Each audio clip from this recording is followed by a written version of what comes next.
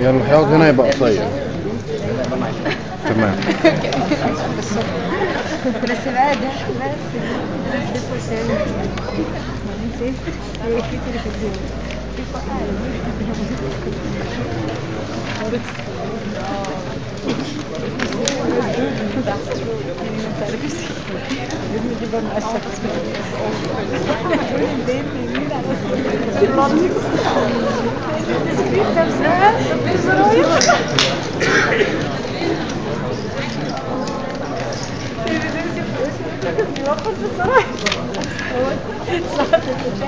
Good afternoon, everyone. I hope you had a good lunch. So I'm introducing now Dr. Negma. It's not in the program, so it's a special treat for you because she's going to talk about Negma. Dr. Amuna is the president of Negma organization.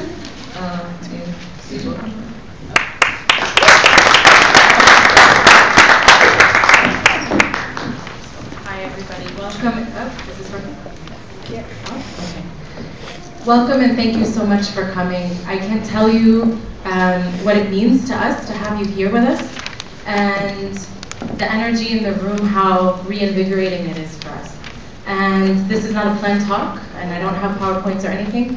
I just sort of wanted to have a heart-to-heart with you about where we are as an organization, where we started, why we started, what's driving us, who the heck are we to begin with, where are we headed, what do we want to do together? And it will tie in nicely with the rest of the program, which we hope you will stay for, even after the winners are announced. So after the winners are announced, we're going to have a portion of the program called the Diaspora Forum, and the focus of that is going to be for us to discuss together how we can work more effectively for development in Egypt, particularly through entrepreneurship, people-centered development. That's what we're focused on. And we want to be able to sort of lift all boats. So we don't want this to be about Negma or even just about our winners. We want this to be about everybody's various initiatives and how we can support it together.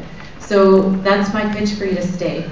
I want to talk to you a minute, or a few minutes, about where we are right now as an organization. We are psyched that the second conference has been pulled off. Alhamdulillah, I think it's going very well, and I hope it is from your perspective as well. But we will want your feedback.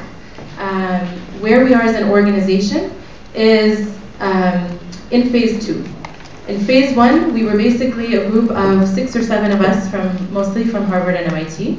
Egyptians from Egypt here doing various work, and Egyptian Americans like myself, born and raised here, with a love for Egypt and wanting to do something, just like the millions of all of us that wanted to do something. And we got together, we would get together once a week in one of our offices after everybody was finished with work, every Tuesday night actually, and we would order pizza or have Chipotle, and we would talk about what are we going to do.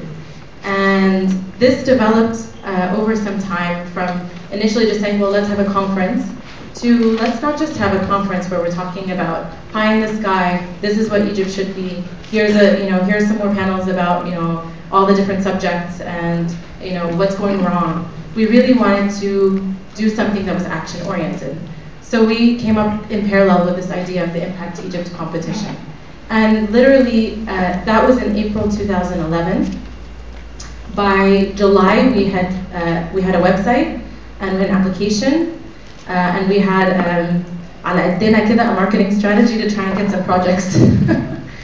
So we were moving quickly, and we had no clue. Are we going to get one project and really not even have anything to send out to reviewers? Or are we going to get 100 or 1,000 or what? And we got 40 in the first year, which we thought was, it was,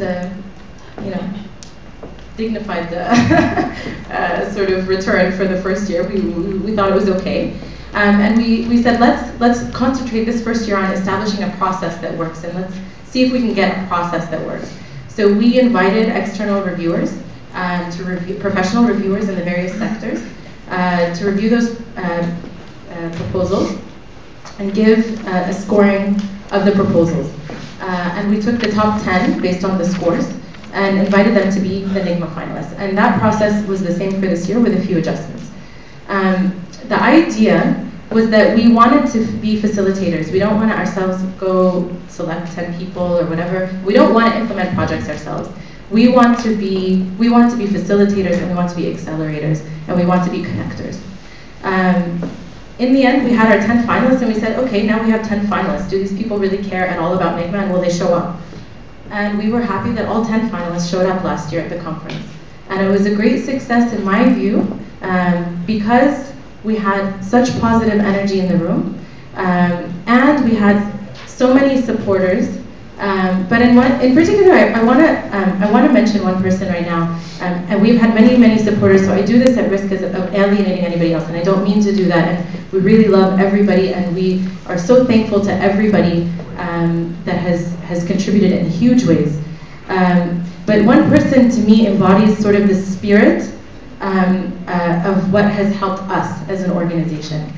So I wanted to mention Wael Fakharani, who doesn't know that I'm going to do this, but literally I remember it. We were sitting, I was sitting in a cafe, and all of us, each of us are working, we have our jobs, we're all professionals doing various things, and we were just working day and night doing Negma, and weekends, and our spouses and best friends can attest to that.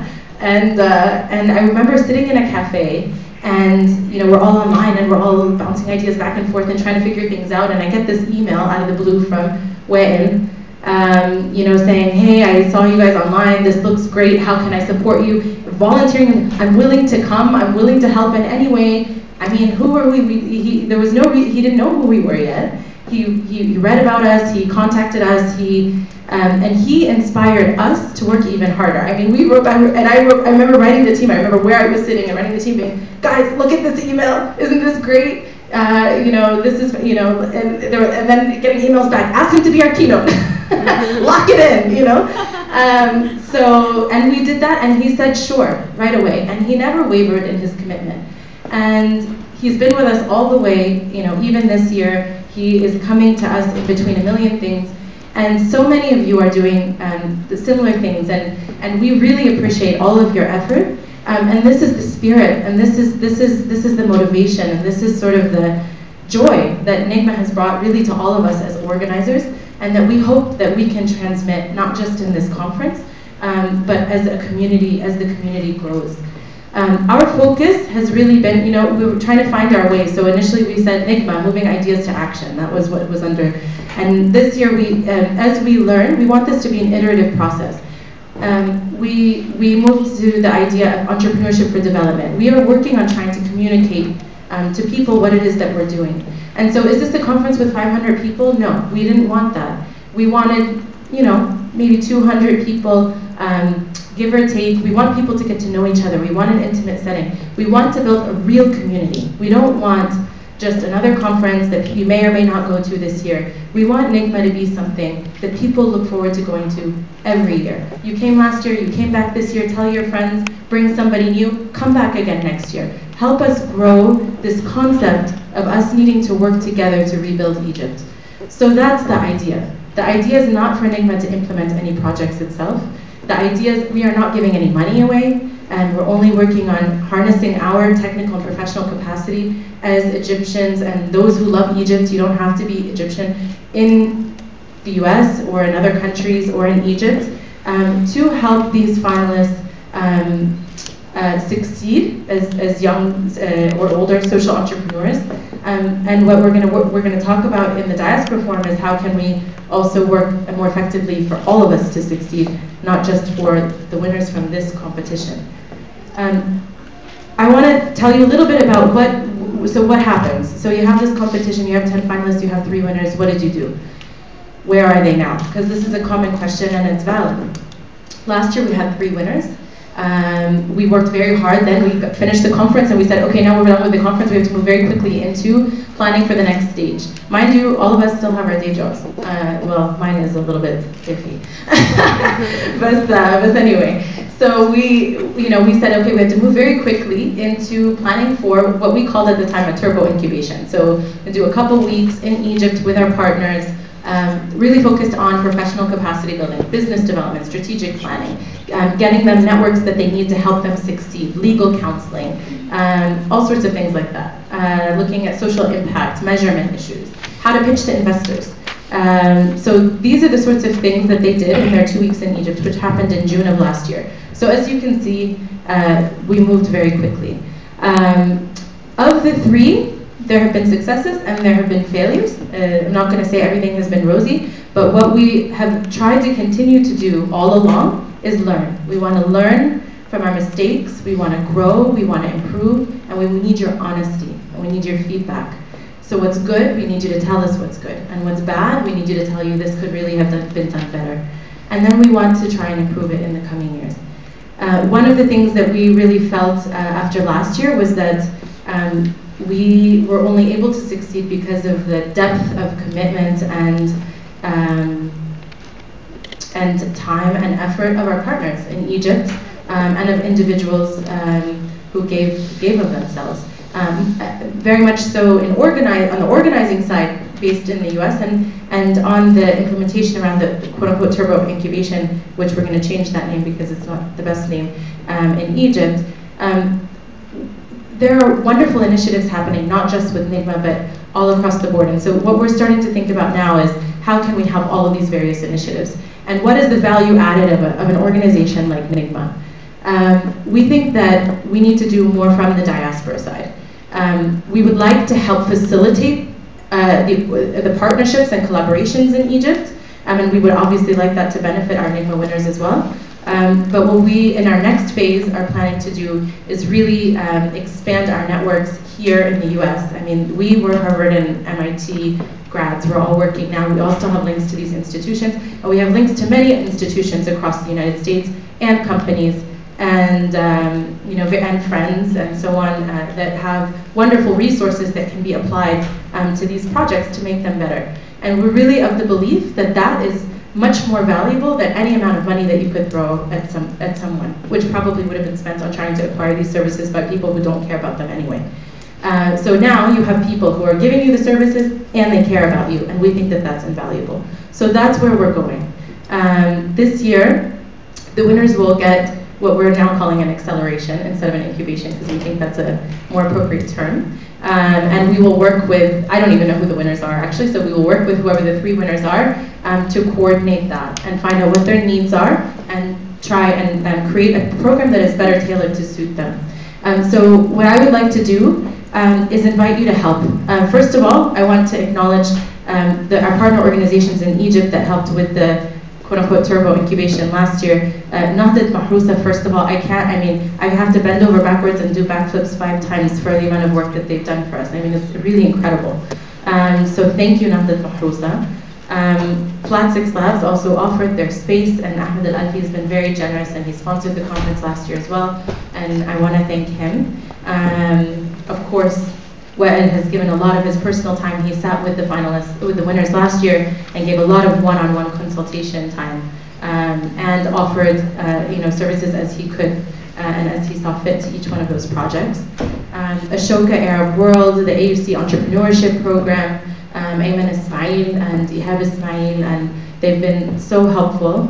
And the Cairo Angels, which is a new network that's being established in Egypt by Hussam Allem, is trying to basically get people who want to provide seeds for young entrepreneurs in Egypt and invest in them. So he was really terrific in giving honest feedback about where the weaknesses and strengths were for the winners, and we appreciate that.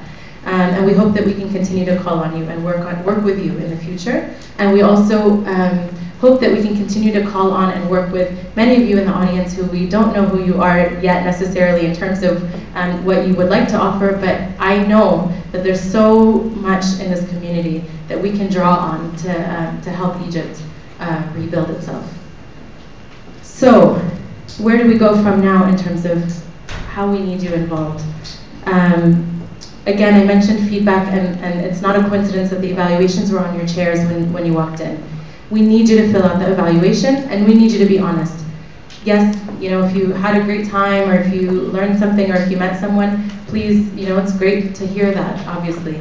But if you see something that organizationally or substantively could have been done better, please let us know. We're relying on you, actually, to help us to grow. So please fill out those evaluations, and please let us know. Not just these evaluations, but we're also going to add a part of our website that will allow you to give us feedback. So we will send that out in the next newsletter, and everybody that attended the conference should be getting the newsletters. So we'll let you know about that as well. We need your time. There are several ways to do this. First of all, in terms of if you have some sort of background, professional capacity that you can donate your time to help the project, that's number one. And also, if you're inspired by the conference and the competition itself and the idea of it, you can apply to be part of the organizing committee. So one of the great challenges for us this year was that last year, the founders were also the organizers. And we realized that that's not going to be sustainable for the same people to do things over and over, number one. And number two, that just perpetuates the same old way things have always been done in the past, which is, واحد بيمسك حاجة and then never lets it go. And we don't want to do that either. So this year was really about last year's group pulling back and a new group coming up and seeing, can we sustain the same quality or even exceed the same quality that we had last year and continue to grow as an organization with new people each year. And so I'm very proud of, I'm going to take this moment to actually thank the organizing committee, which did an amazing job.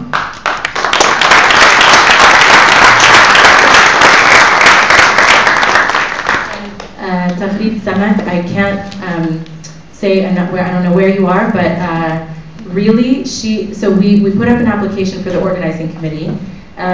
People, apply for the various positions, leadership positions that they were interested in. Of course, the fewest people apply to be chair because this is like Ala, Vira.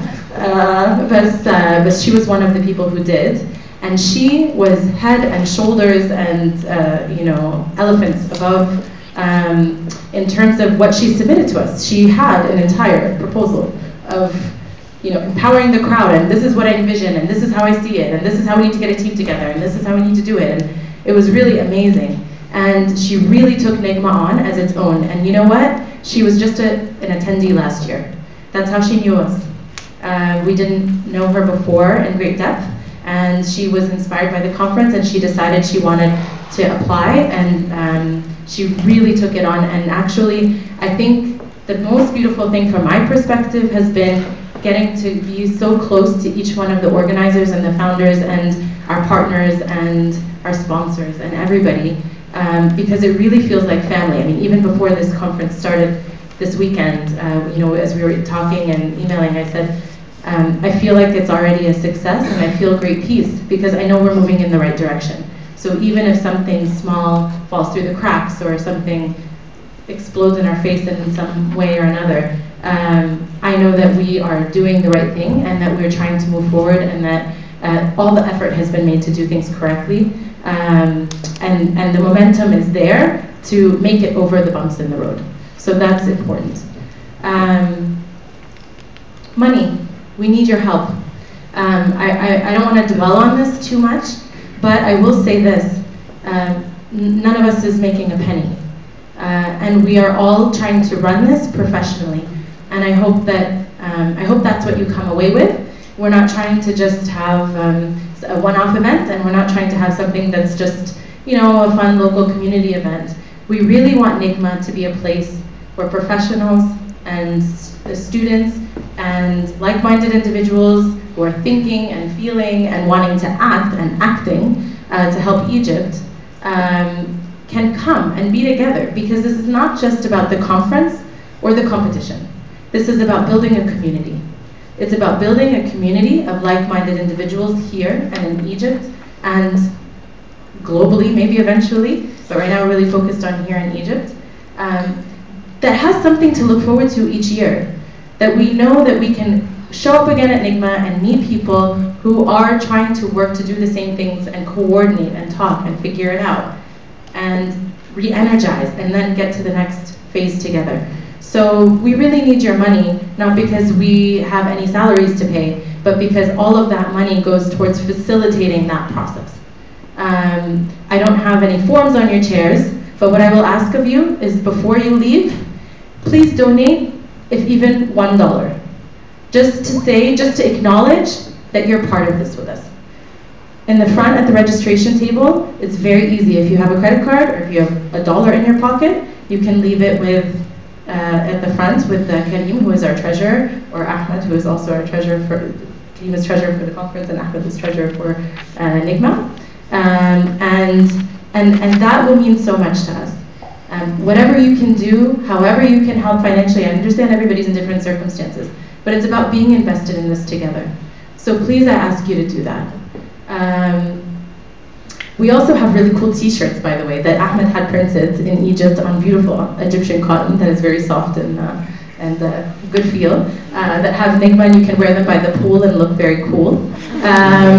So I encourage you to buy those t-shirts at $25 a pop. Buy them for your friends, buy them for your kids. So let's sell those out. And tell people to join us. One of the hardest things is that really, I mean, I say this jokingly, but we're all working. We all have day jobs. We're all doctors and lawyers and researchers and business people and doing, you know, our day job and doing this. We want to contribute at the same level of professionalism that we are, you know, for all the other things that we're doing. And we're only, and sometimes that means that something's not done as quickly as we would like, you know, or fil khabesa, we're taking phone calls for Negma even though we're at work, you know, and all of these sorts of things. So we really need, you know, we're not hiring some company to do our marketing. We're doing it through volunteers and people who care and attendees. So we need you to join our Facebook page, and we need you to follow our updates and tell your friends and be engaged. So that's what I ask of you. And actually, you know, it's a joke internally. I'm not a big Facebook person myself, but because I think that it's important as a means of delivering information, but I think that the real connection happens person to person. So what I would really like is for you to tell your friends, not just Facebook them. And that's it. I thank you very much. Huh? Oh, so important. Thank you for bringing that up. We also have a donation. We also have a matching program through various companies, and we're trying to grow that program as well. So if you work for Google, if you work for Microsoft, if you work for VMware, if you work for Apple, and if you work for, there's one other. I don't know, they're going to be on our website, all of them. They will match your donation to Negma. How could I forget to say this? Your donation is 501c3 tax deductible. So last year, in the midst of planning the conference and planning the competition, what we also did was attract a pro bono lawyer to help incorporate us as an NGO, and we are formally incorporated as an NGO here in the state of Massachusetts as a 501c3, and all of your donations and sponsorships are tax deductible. So give double what you would have given. And give double what you would have given, and if you work for those companies, they'll match it, so that's even double, and that's just amazing. So let's keep that way of thinking strategically. Also, if you work in a company that has a matching program, please email us and let us know at info@egyptnegma.org, and it will get to us, and we would love to have add companies to that program. So thank you very much. I know I took a lot of your time, but I think it's important for you to sort of know what we're doing beyond just showing up at an event, and let us know your feedback. This is going to be a natural transition after we announce the winners. Up here, there are some chairs. I'm going to be moderating a discussion with some people that are working in organizations here and in Egypt. Some of them you've seen before, some of them you have not yet, about how we can more effectively partner together. So I'm going to leave that discussion for later. And right now, we're going to transition to the next portion.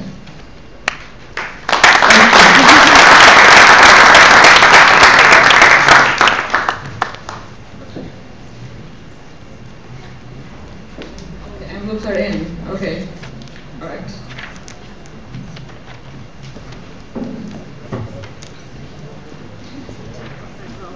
so I'm not going to open it now. I haven't seen the 3 winners yet. So what we will do is first give certificates to all our 10 finalists because they are already winners. And then I want them to come on the stage when I call your name, give the certificates, and then stay here on the stage. And then when we announce the 3 winners, just you can step up and take your trophy. And I just want to emphasize this is just the beginning for all of you. Winning one step of the way doesn't mean you're there yet. So I'm sure I hope this has been very helpful for you, and then please let us know how we can improve and how we can help you more. So just a quick note on how the process went. So I know Sarah mentioned it, but I want to be clear with everyone. So we had 4 judges, and then every one of you voted for one project. So what we have is all the audience counted as one judge, so as if we have 5 judges. So if you have any question about the math event, we have a team of experts, engineers, and so. All right. Amina Sally, حلو.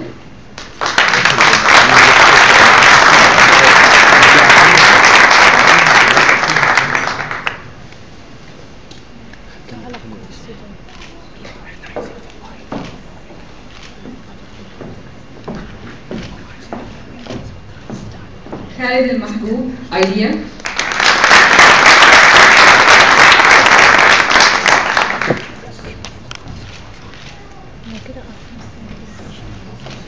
أسامة الجوهري شارك.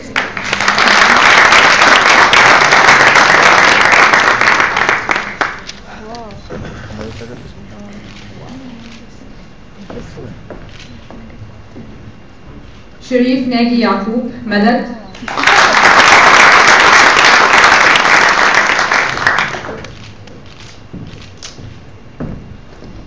رانيا صلاح جبرا.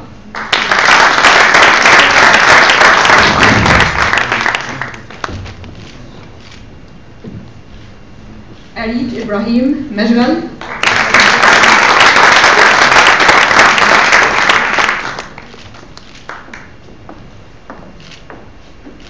شريف كناوي كلين تك أريبيا.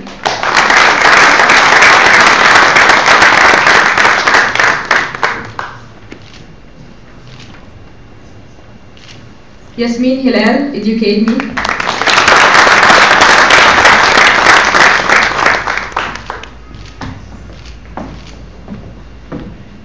هبة حسني حالة واحدة.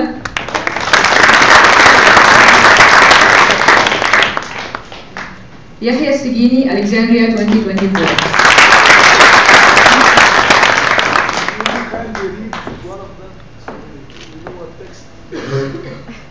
Oh, what? Oh, okay. I have Hiba's. So it's certificate of award. The certificate is awarded to Hala Wahda, presented to Hiba Hosni in recognition of your honorable achievement in the Impact Egypt 2013 competition.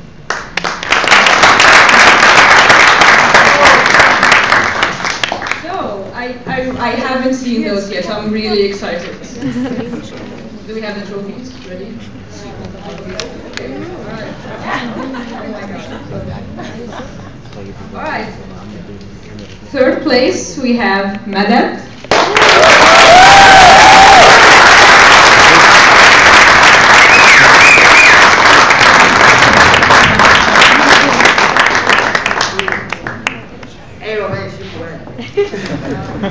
Second place, educate me.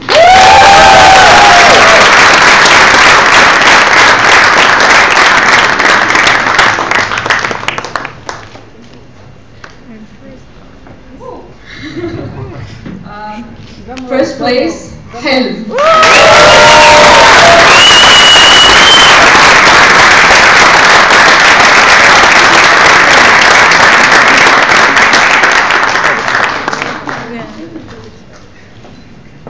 Wow, thank you all. Yeah, this has been really inspiring from the beginning.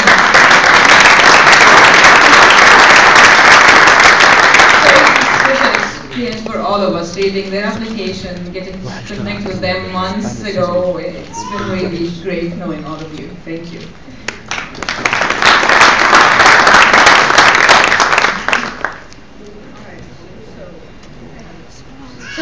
now we have our very special guest.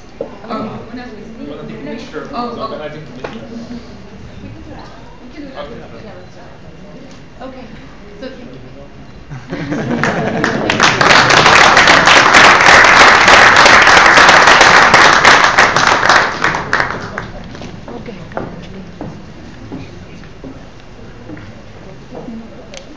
So, okay, this is the mischievement of technology. So I had Dr. Farouk Baz's bio open on my phone and still refused to load. So, but I'm sure you all know him. Really. But the thing is, I know he's been very, very, very supportive to all of us, and we're really excited to have him here. And imagine even when we first invited him, and I'm sure we all shared what he wrote about us on Facebook. So I hope all of you read it. If you didn't, just it's there. So thank you for being here.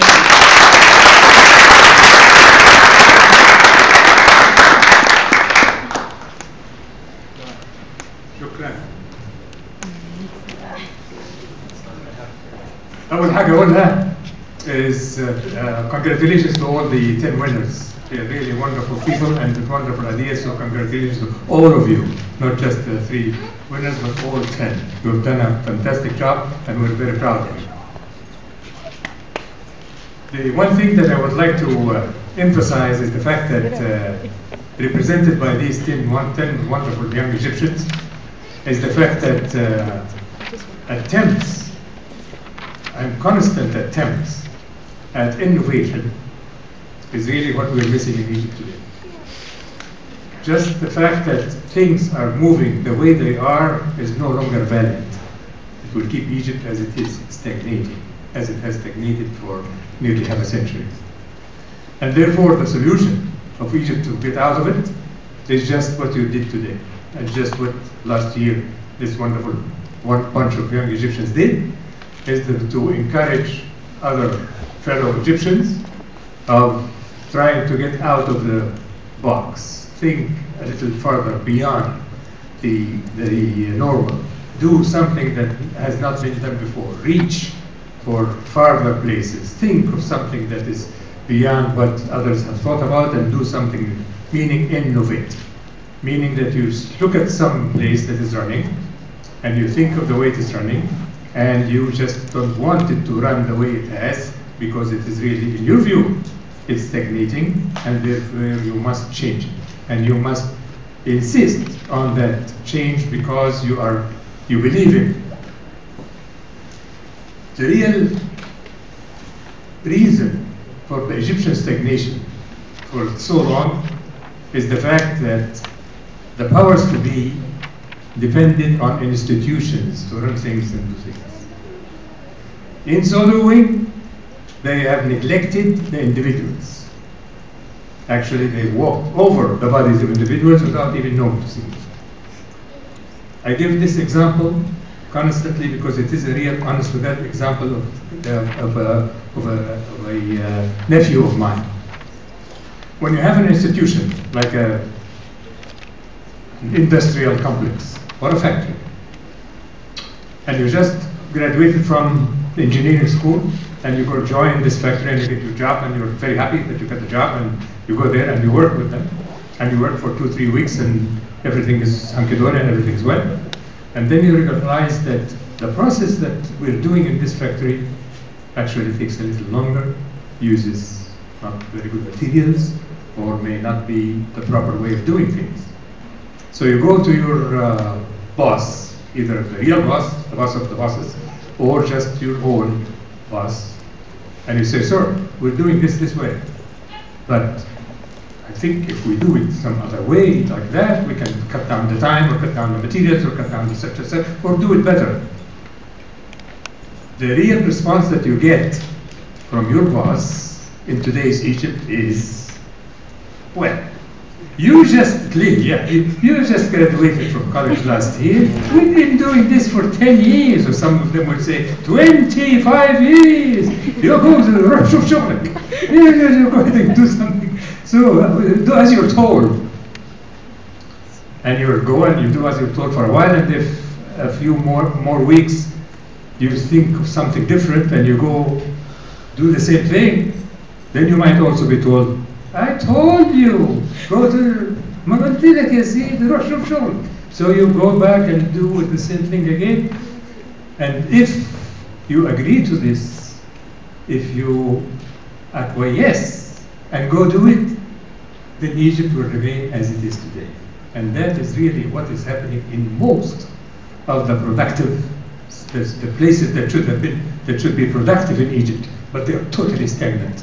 And they are not produced, they are not improved, they are not doing anything at all. Because it is the institution that we are in love with. The factory, there has a big something, name of it, a big name, it is a race, Seder, Reis Fulani Fulani is on the name of the factory, and therefore it is a thing that we should all support and we should all just follow and do what has been done for 20, 30 years. And if you do that, then you'll be an irrelevant country, the way Egypt is today. Irrelevant to its own people, irrelevant within its own community, irrelevant within the whole region of the Arab world, irrelevant throughout the world. It's just a bunch of people. Whether it is moving or not, nobody gives a damn. And once in a while, it extends a hand for help. And that country only about 50 years ago was way ahead of the game, was respected locally, respected by its people, respected by its, in the neighborhood, respected within the Arab world, respected by the world. Only because of the policies that have been instituted. That's the only difference. Institutions that salute the institutions, meaning the government, would be, or a society that salutes the institutions and respects all of the institutions and forgets the individuals, one by one, and then 10 by 10, and then million by million. Or somebody that would actually look into the institutions and say it is the individuals that we should support and the ideas of the individuals that we support, because the individuals are the ones that will fix the institutions. Because good individuals can fix any goddamn institution, whether no matter how rotten it has become. Institutions don't run themselves. Institutions are run by individuals, and a few good individuals can fix any institution at all. How do you fix institutions? How do you run an operation? How do you change the shape of things? I'll give you an example from the Apollo program. The greatest administrator of NASA was called James Webb. And when the Apollo program director was appointed manager, he told me this story in a minute. I became supervisor. Myself, over 6 other PhDs. I was the youngest of them, but they saw something in me and they appointed me the supervisor of these 6 people. And the day I became supervisor of Rocket Patrol, the Apollo program director called me in and he said, "Listen, Farouk, I'm going to give you an example of the way I was motivated myself to run this thing. And it is maybe behind the fact that my managing of the Apollo program has worked up till now." I said, "But," he said, "when I became manager, I was called in by 6 other Apollo managers, or within NASA managers, and James Webb, Apollo NASA administrator, walked in and he said, 'Hi guys, I wanted to come and meet all of you, and I wanted to congratulate you on your positions, and I just want to tell you about the way we manage NASA these days, and because we have a huge, tremendous problem and a huge job for the country, and I don't know whether we're going to make it or not, but we really, with people like you, we certainly have a shot at it. And I just want to tell you something, that now that you have become managers, you no longer need to do any work.' And he stopped. And we all just looked at him. And he said, 'Now that you're managers, I want to tell you something. It's one of 2 things.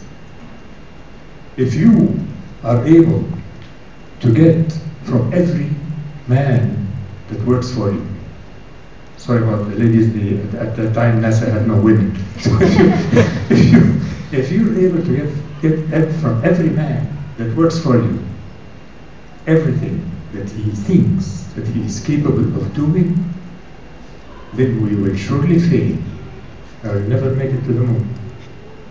But if you're able to get from every man that works for you more than what they think they are capable of doing, then we'll surely make it and we'll land the man on the moon. And left. And he said, we all sat down for 15 minutes to digest what he just said. As a manager or a supervisor, you're not supposed to do work. Period. It is now not. When you actually go into a restaurant and you see the manager of the restaurant trying to do things with the heads, you see everything is all mixed up and all mess. But if you see a manager that is kind of smiling at his own people and walking and looking from a distance, you know that everything is done right. Meaning that you have to get your own people and push them to the hilt. This is your job, to push them to do beyond what they think they're capable of doing. And for a person to do beyond what he's capable of doing, then you must infuse him every day with a bunch of words that encourages him to make him think. Whenever he says anything, let's assume that an engineer went and he said, if we think of doing this thing differently, okay, you say, oh, that's wonderful, that's good, let's try it. Even if it doesn't work, that's fine. We have learned something, and it might work. Something else might work like it. So we go ahead and do it. And he will go and do this thing, and if it works, fantastic. He will go and shake his hands with him to the rest of the engineers to show them that this young man has helped us and will help our profits at the end or whatever.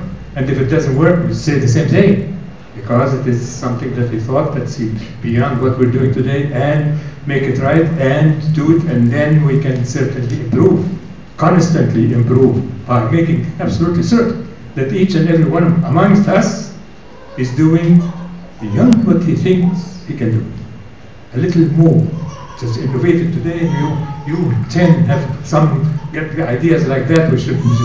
We encourage you and clap and we said wonderful and this and that. But we want you to go home and think better. Do a better job next year and do something even more than that. And encourage others to do that too. And that's how we progress. Because when you look at Egypt today, with this complete stagnation is something that there must be something really wrong by having these institutions stagnate and stay like that. I give an honest example. When I went to Egypt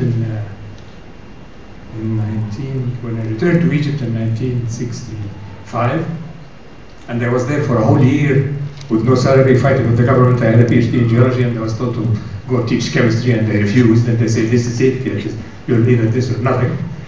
And I refused, and I tried my best for a whole year with no salary. I already had a daughter, and the second daughter was born during this period of time, and the birth and the doctor at Mustashfa Kumhuri and Abdeen were about 35 pounds, and they didn't know how am I going to get 35 pounds. My friends, those who could afford it, could give me 5 pounds here and 2 pounds there. It was a huge mess, a miserable thing. And I used to, when I get a little bit of money from friends or colleagues or relatives or something, I would go and buy a box of biscuits for my American wife and my 2-year-old daughter. And that could happen as every 2 weeks or something, when I can get the piastres to get that box of biscuits. And many moons later, like 20 years later, I became a science advisor to President Sadat, and we used to go to that house of my mother's by a car from the presidency and all of that. Once the car was driving by at a little place in Wiley near Asr al-Uqba, and we passed close enough to that factory. So I asked the guy to wait, and he stopped, and we went down, and I went to that same factory. And I asked for some biscuits, with box. And he gave me the thing. It was exactly the same that I used to buy 20 years ago. It's a long thing like this, with square, with a little plastic yellow color. The same damn thing. And I told him, do you have anything that is round? Have you anything that has chocolate in it outside? For 20 years, I stood there for like 15 minutes trying to talk to this guy to get a hint of anything that might have changed. A plastic green rather than yellow, anything at all, nothing, absolutely nothing. 20 years producing the same goddamn thing and very happy with it. It's the same price, same color, same everything, with absolutely no change. How the heck can you do that? It worked. That's right. People bought it. People bought it, and that's it. They're winning that. No one inside that factory thinks at all.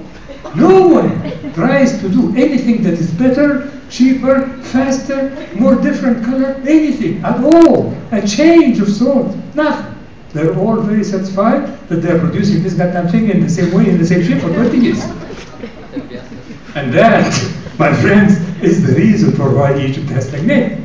Because none of the people inside there, including the guy that is selling outside, because he could have gone and talked to the boss and said, people are asking whether there should be something round or something coming with it. But no one will even give him the time of day or listen to him. Because the institution is the institution and we're doing it this way and that's the way it's just going to be and that's it.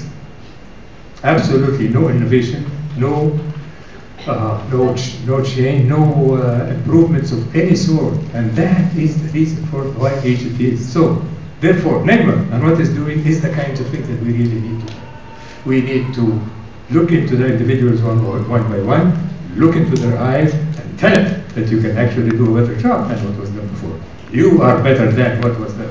You go ahead and do this and that. Even though you did not win the first place, but your idea is good, go ahead and try it, attempt it. To build something on it, because it is going to be better, it is going to be good, it's going to be fair, it's going to help somebody. Not necessarily help you or help Egypt today, but it will help somebody, and therefore, thank you, very good. Keep on going. Tomorrow, have another idea. And that's the way it is, and that's the only way that we can really reach where we want to reach. And the fact that we're working with Egyptians in Egypt like that is wonderful, because they can begin to feel the way you feel, to think the way you think, and do the way you're doing here.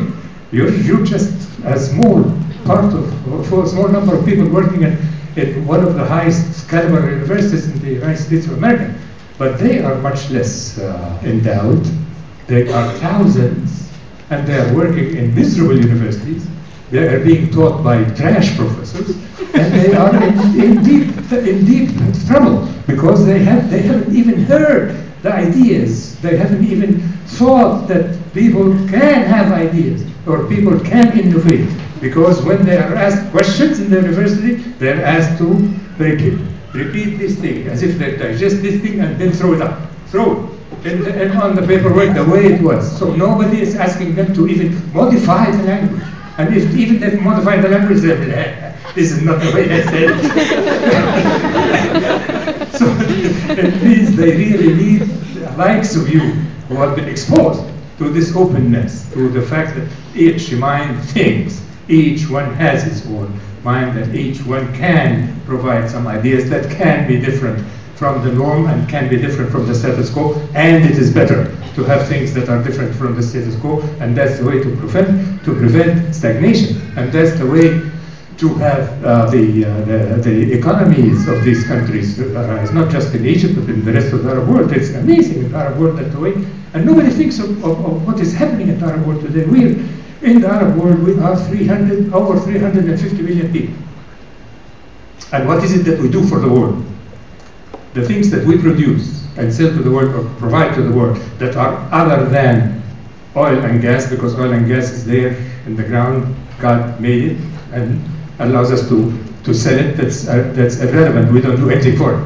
We don't have to have mines to take the oil out, especially since it's already taken out by foreign countries anyway, companies anyway.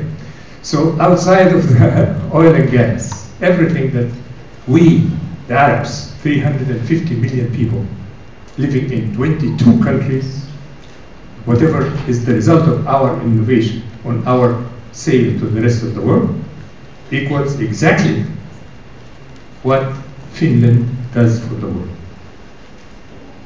And Finland is a little country in Northern Europe that we can put it in sugar. So, with 350 million people, and we're doing only as much as the Finnish can do. Meaning what? Meaning that we actually are totally irrelevant.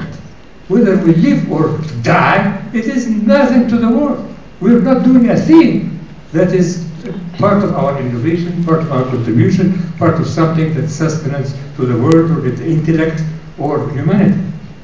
How can we live without seeing this kind of thing? Are we all dummies? No, we're not. Are we all very stupid? No. Can't they have our minds stopped thinking or innovating? No. It is the leadership that is completely blind, totally irrelevant, just seeking its own position and not giving a damn about anything, in addition to the fact that they are vastly stupid. None of them no Arab leader anywhere has ever read a book. Or they do not know what's a university in real life. They say, yeah, jami'at, but they really don't know what it is. So it is okay to think of them this way, but it is not okay for us to get along with that. It is not okay with us to say that this is the status quo and that's the way we're going to continue. And therefore, we must do it differently. Or else we'll continue, the Arab world will continue the way it is now today, forever, and that complete stagnation, and you can't. Because stagnation now means stagnation tomorrow, and means stagnation for your own kids. And you do not accept that, because you have a mind. You have exposure to the world mind, and you have done more than what other people could do, and therefore you should do differently, and therefore innovation and doing something different must be part of your life and must be part of your dedication, because that is the way that you can raise Egypt as well as the rest of the Arab countries around. Thank you very much. Continue doing it.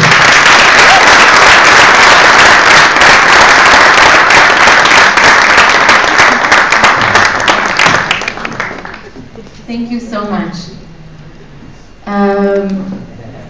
I wanted to thank you so much, Dr. Farouk, for that amazing talk. I think it hits so many points, and also in a humorous way that many of us have experienced and observed, and brings it together with the work that we're doing today. So thank you so much for coming. I know that you have to make it back quickly, so I appreciate you joining us today. Thank you.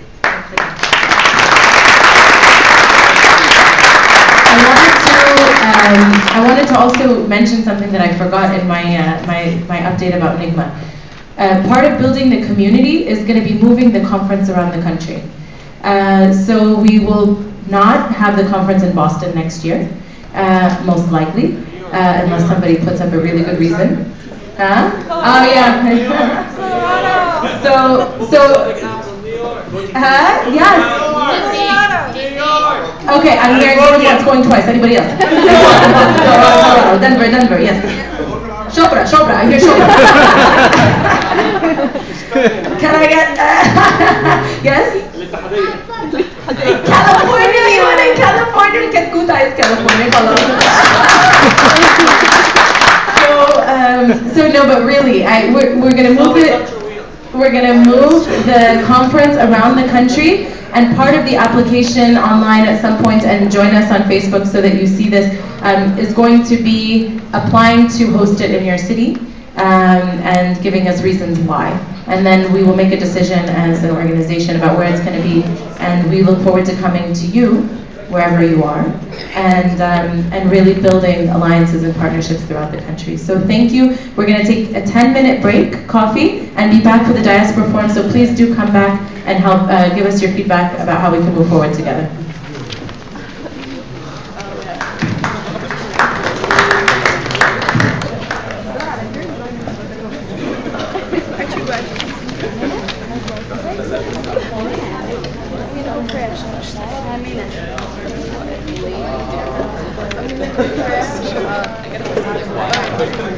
هي أسهرة صبحت على المذاعات الجديدة.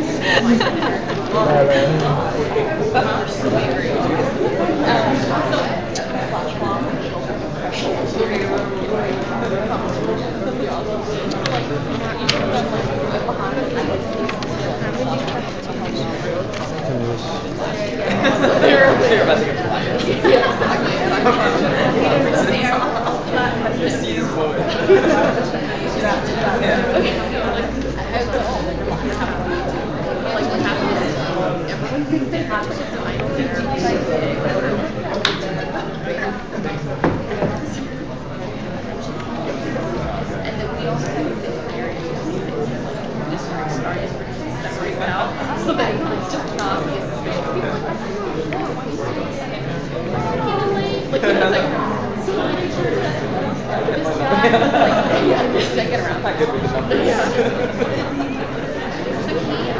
Like all of a sudden,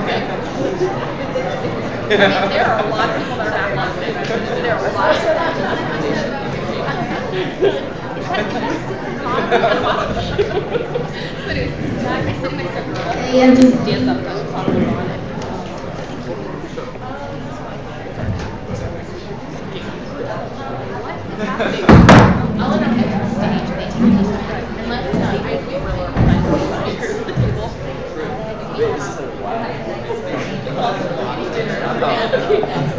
If you're in the room and you're filling out the evaluation by chance, can you mark on your evaluation if you came last year or not? We forgot to add that as a question and we think it's really important. So just make a note of it. I was at the conference last year, I was not at the conference last year. That'll help us understand.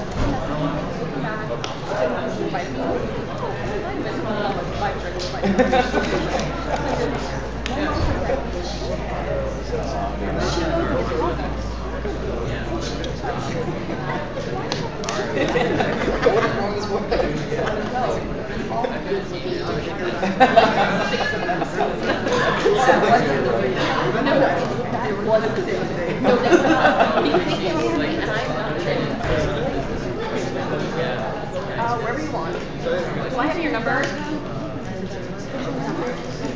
I don't like that charge. That's what he's saying. I'll give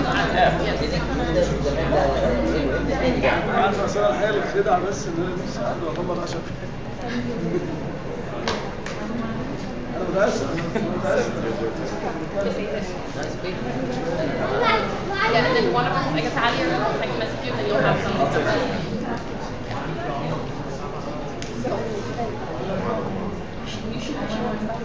I'm not taking it. They all go. I will love when I'm not okay, I'm not then they come and we go, and we start talking, and then he's like, would you like some vitamins? I was like, I will use children's vitamins. Just this hostility, right? He's like angry that all these people want that. Like yummy vitamins?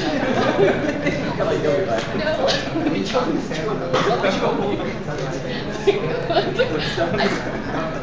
There's nothing wrong with that. You just take two instead of one. I like children's vitamins. Like, I'm not buying anything. Right? So my mom, another thing, right? Gives me 2 bottles of children's vitamins. Wow. Like, I didn't even pay for it. I was like, walking away. Like, that's how you do it. And everyone was like, they were all of them were taking it. All of them. I'm like,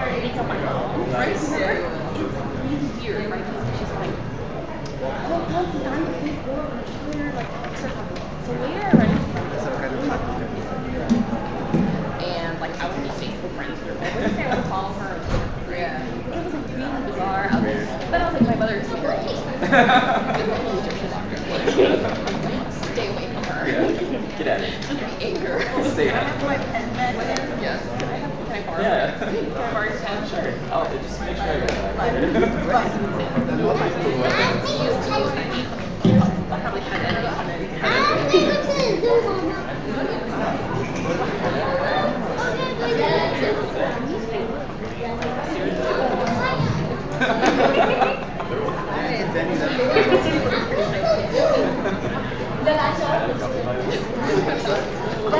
I would do this very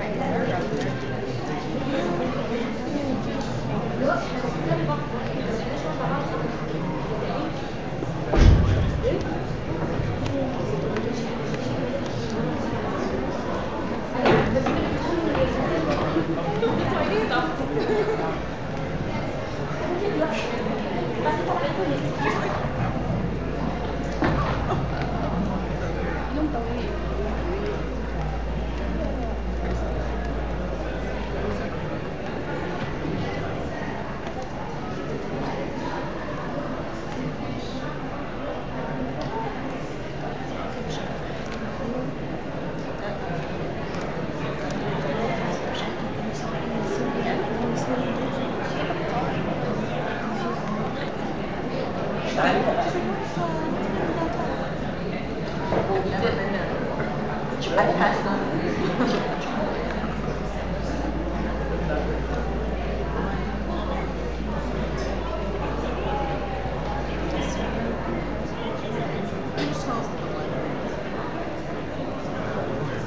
It's a direct plug.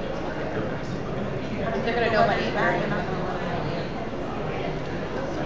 But I think it's gonna pass. That's not.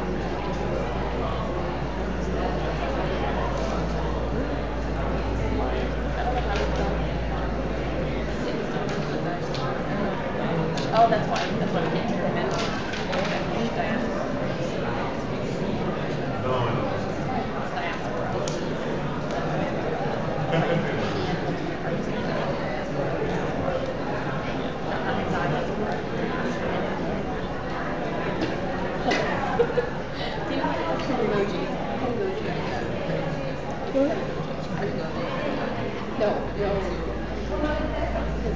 I use the other words. It's just pedagogy. People say pedagogy.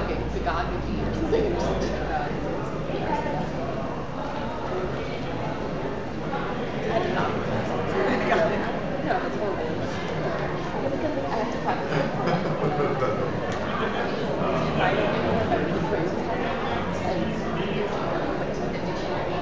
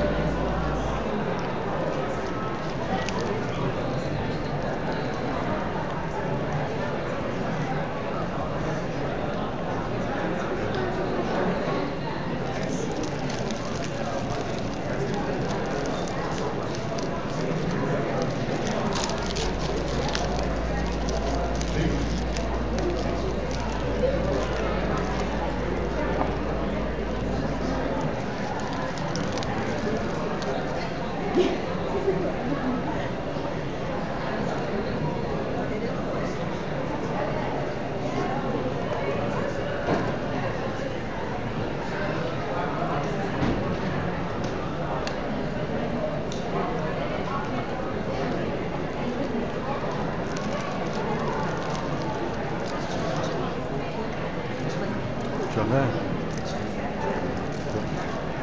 انا غيرت اللينك. ما انا دخلت على الشانل بتاعتنا ما لقيتش حد ليه. لا لا لا Are you 100% sure? Oh, it's too late now. لا لا هي موجودة.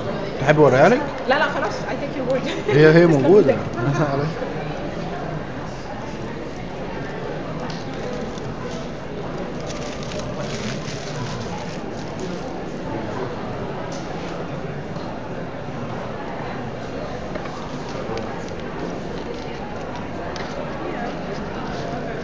But I mean like. Oh yeah.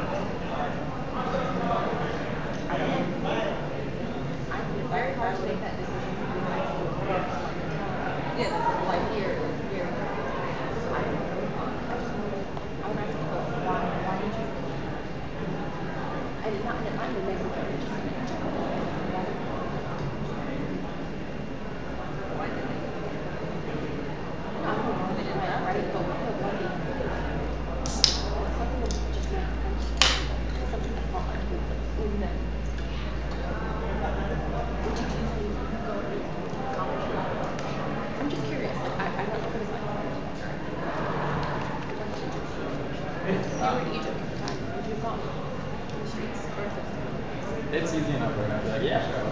That's what I was just telling her. I said, I don't know if I would have gone. I had one thing to had to go.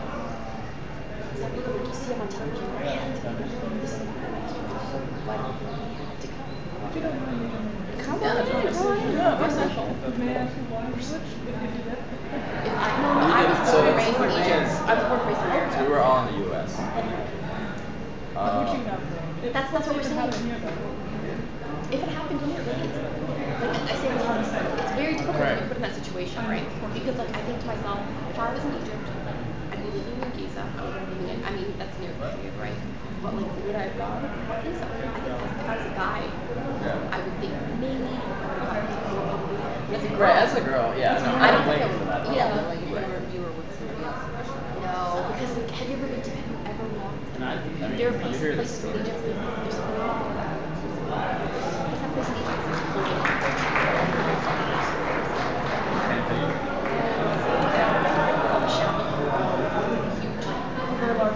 Yeah, you know, I got with my aunt because friends who was really different. How far do you go there? You go and like I get separated from her in mass crap. So I'm saying it's a similar thing. You can get separated from somebody and then see you later. It's like, hey, you want to see them until next year. So that's why I don't. Exactly. It's like my mom and dad got lost during like 2 hours. They don't have that. Where are you? It's like a nightmare. So that's the thing. Like I don't know. I guess as a guy, so maybe I would be more likely to go. Yeah. But that likelihood is probably like 2%, 1% as a girl. Like it's not that much higher. Yeah, it's just very difficult to imagine myself in a situation where I felt like my presence somewhere was mandatory to make the determination. No, exactly. That's what I'm saying. But think about it now. But the first. No. Yeah, no, I understand. But like, think about it now. People went to the protests. Like, let's just say 5 million people went out. There were still 85 million people. Let's discount children, right? There's still 40 million people. They call it the couches party. That's what they call it. Yeah, that's like a huge. Yeah. So you just missed like the most huge group picture ever. I saw everybody like getting together, and I was just like, alright. Wow, thanks for Well, reminding us, right, guys. yeah. Thanks for reminding us. Yeah. Now we're not. We're pretty social. We've alienated everybody. Yeah. We're just not. My name's Mena. Nice to meet you. That 7% went to Hagar.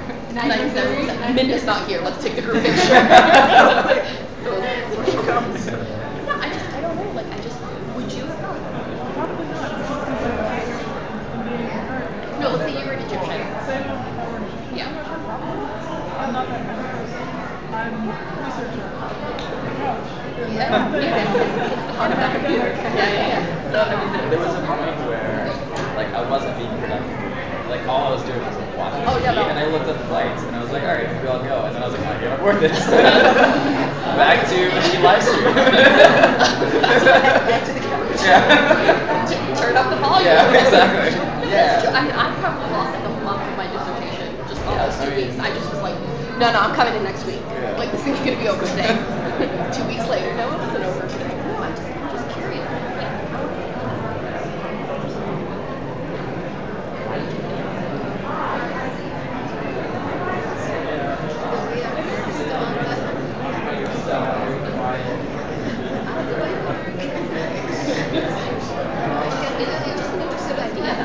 Let's say there was a revolution there. When I support the country, I was that's what it comes down to, right?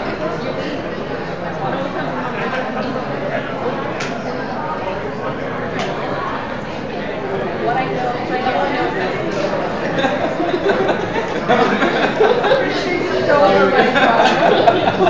I thought it was. I thought momentum.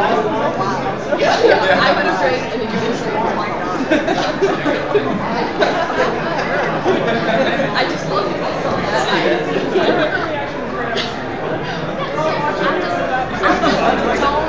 just don't know. Like, if let's say everything's gonna happen right now here in Boston, i.e. American Revolution. But like, would I?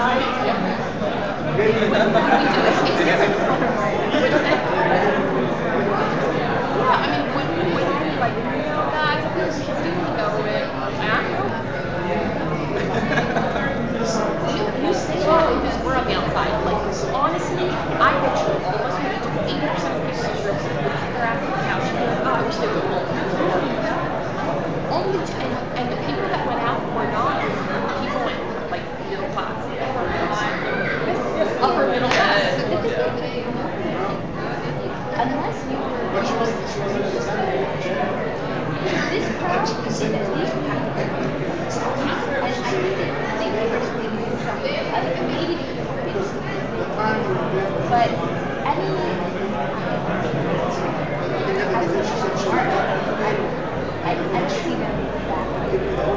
Nothing backing, but not doing nothing is also backing.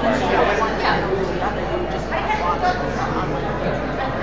Like not backing somebody. Silence is the same as prayer.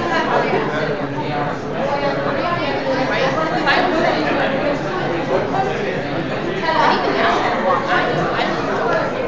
I don't know. I in my heart. I just don't know.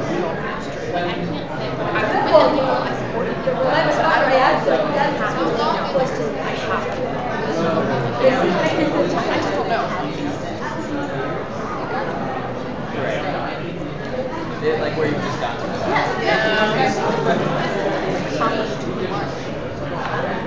I will say this also. I will against recognition and everyone. Yeah, like I don't think you should throw. Yeah, I don't think you should throw everyone out. There's no offense to nobody. And there, not everyone in government is bad. Not everyone. You can't say everyone is bad. So why not just systematically remove? And it is hard. It is hard. No, I know, but I'm not. I think that's not fair. It's not. We didn't. They all moved around. So they all shuffled around. It's you that we think we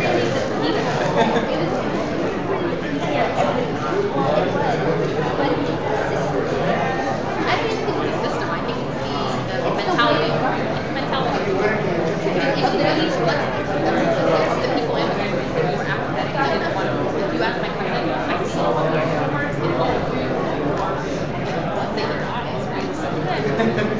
hypothetically. Let's say someday. This guy is like the boss. He just did not die. You know, she's never died. She like animatronically. I don't know how she's alive. She would be like whatever age she is. Yeah, she doesn't know whatever age she is. Like if she's not still today. I don't know. Pretty much. So, I think why? The devil I know better than the devil I know. I don't know, like I remember my college professor called me and was like, I told her all the time. It's like Shakespeare, right before, right before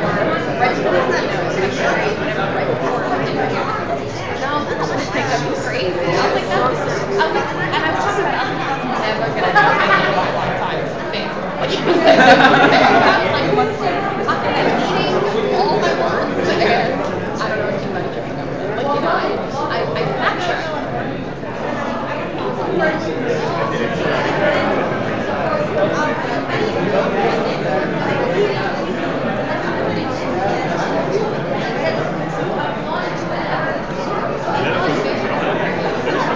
There's so many variables in play. Like, no one can see If I knew what I knew about my brother was, I would say this. If I knew what my parents knew, my parents knew. Yeah, but I didn't know my parents knew. My parents were like, no, I your brother.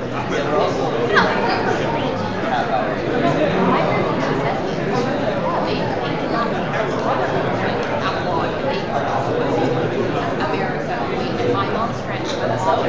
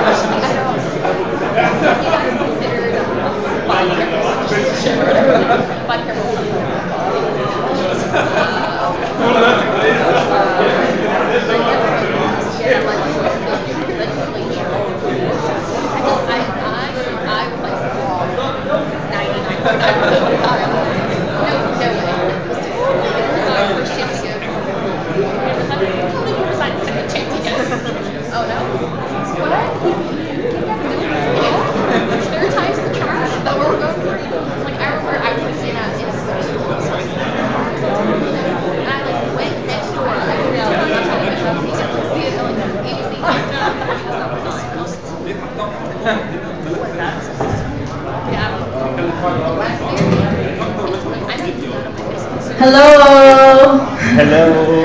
Everybody come back. We need you. The diaspora needs you. Okay, can we start to come inside and start to grab people on your tails and have them join as well so we can start because people have flights and we want to finish on time, well, or at least as on time as we can.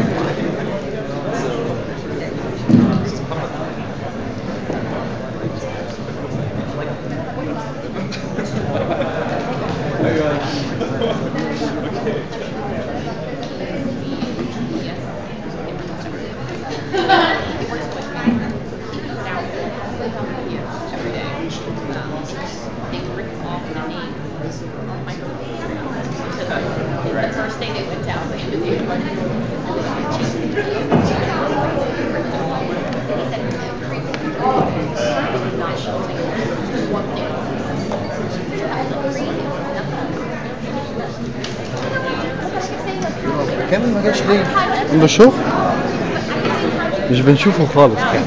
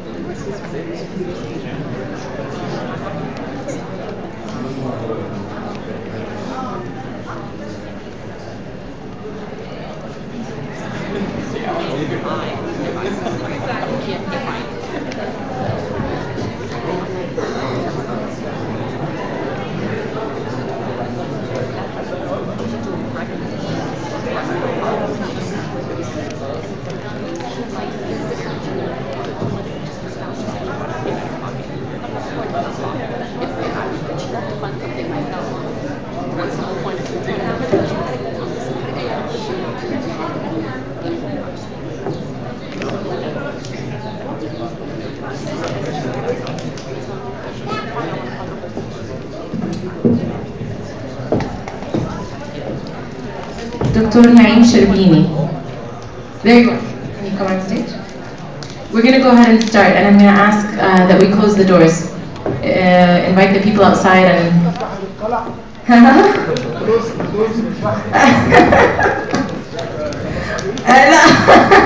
Not that kind of closing the doors.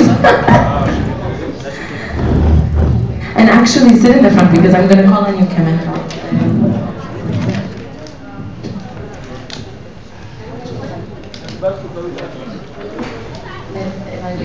You have people who attended last year? Yes.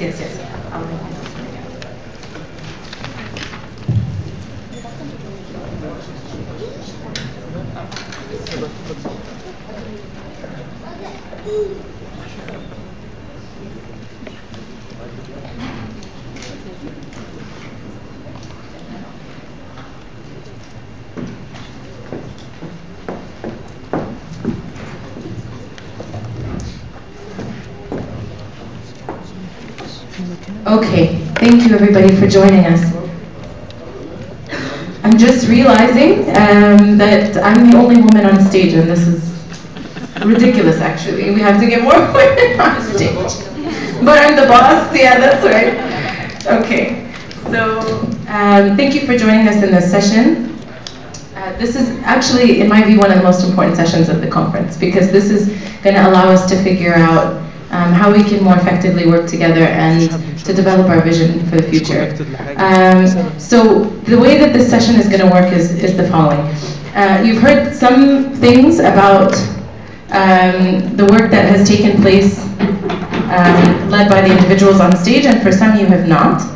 I'm giving everybody 2 to 3 minutes, and they're going to be on the chopping block after that, to describe what it is that they're doing and sort of what the vision is moving forward in their organizations. And then we're going to focus on how we can more effectively do it together in terms of promoting entrepreneurship for development and really development in Egypt, but also because there's so many initiatives now that have popped up, especially post-revolution, but actually for a long time, and everybody's identifying wonderful people to invest in all over, and then we're replicating programs a lot of the times in terms of accelerators and incubators and that sort of a thing. And so this can be a place where we can sort of empty our pockets, put everything on the table, and see how can we utilize these resources more effectively together instead of everybody doing the same thing or similar things. So where's the overlap and how can we help each other? So that's the goal of this session. So I think there are a few free microphones. I'm going to let them float between you, and I'm going to keep this one. They're each going to get 2 to 3 minutes to briefly tell you about their initiatives, and I'll do a very one sentence introduction to each person beforehand, and then I'm going to moderate a discussion between us, and then we're going to open up actually for questions from the audience that also prompts the discussion between us. So it's an open session for all of us. Okay? Okay, so I'm going to start at the end with Dr. Naim Sherbini. Actually, it's my personal great pleasure to have him with us because I grew up knowing him, and we just realized last week that we have so many interests in common now professionally. He's known me since I was running around as a child, so this for me is a great pleasure to have him with us. He has over 20 years of experience at the World Bank as an economist and has worked in academia at all the wonderful universities around, including Georgetown and Harvard and Berkeley and others. And now he's really focused on small initiatives on the ground, entrepreneurial initiatives and how to invest in them. So that's the work he's doing, and actually he came last minute because last weekend I was in DC, and we were at a family friends event, and I was talking to him, what are you up to? He said, I'm just reading and writing. I said, writing about what? He said, entrepreneurship in Egypt. I said, Naam. You have to come next week. So he got convinced and he came, so I really appreciate it. And I would like you to speak a few minutes about the project that you're working on in Fayoum and anything else that you think is relevant to this discussion. Thank you. You can sit, it's casual. I'm standing because the stage is crowded. Talk while sitting, guys? Yes. It's not easy to summarize the work of 4 years in less than 3 minutes. So I'm going to touch some artificial things. This project actually started at the University of Maryland with the University of Fayoum, when one of the Maryland professors visited there and talked about civic education. This is something that is taken for granted in the United States, but it's relatively quite new in Egypt. Anyway, the idea sounded okay for the president of the Fayoum University. He said, we'll try it. About a dozen or so معيدين على مدرسين صغيرين بدأوا في البروجرام, and when the program is finished, I assume that everybody here knows about what civic education is. Yes? No? Show of hands, do you know? Well, not very many. Very simply, it's to educate the kids beyond the formal professional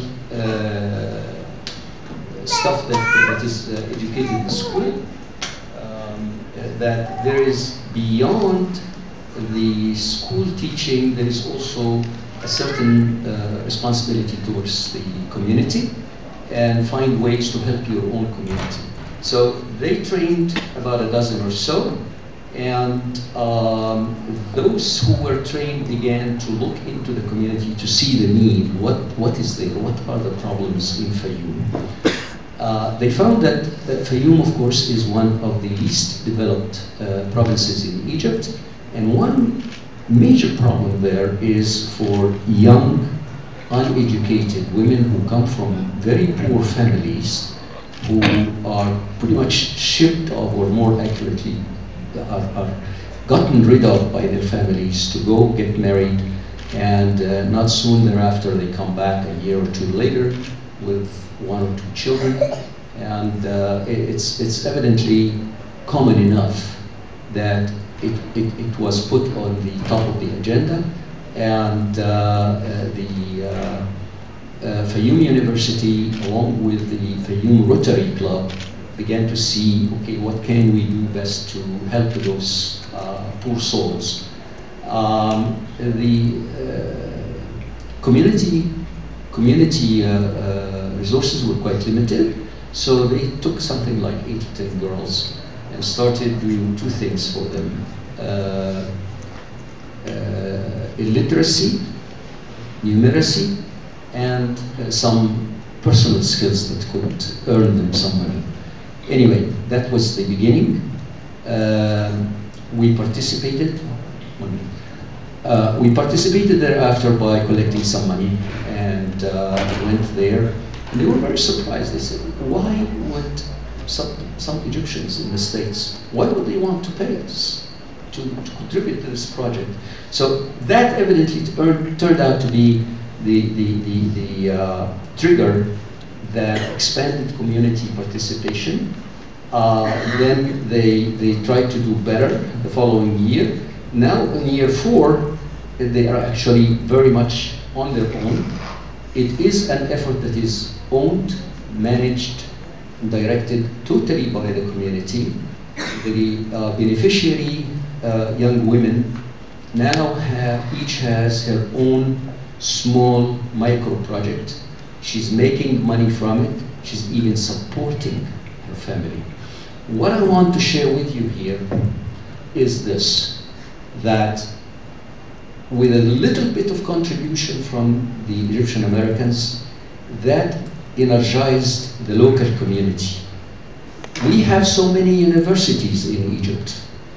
And the truth is also that most of us participating here are males. Would like very much the day that comes that it shifts to become females. The formula is simple.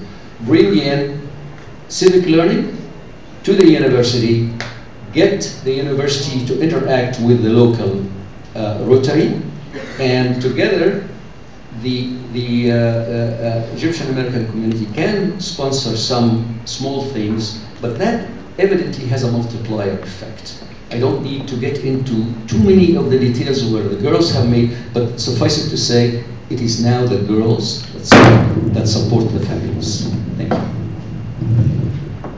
you. Thank you, Dr. Naim. Okay. So next, I would like to introduce Murad Zayed, who is the chairman of the board for the Pharaoh Group in Egypt, and he's also deputy chair of EJB, which is the Egyptian Junior Businessmen Association.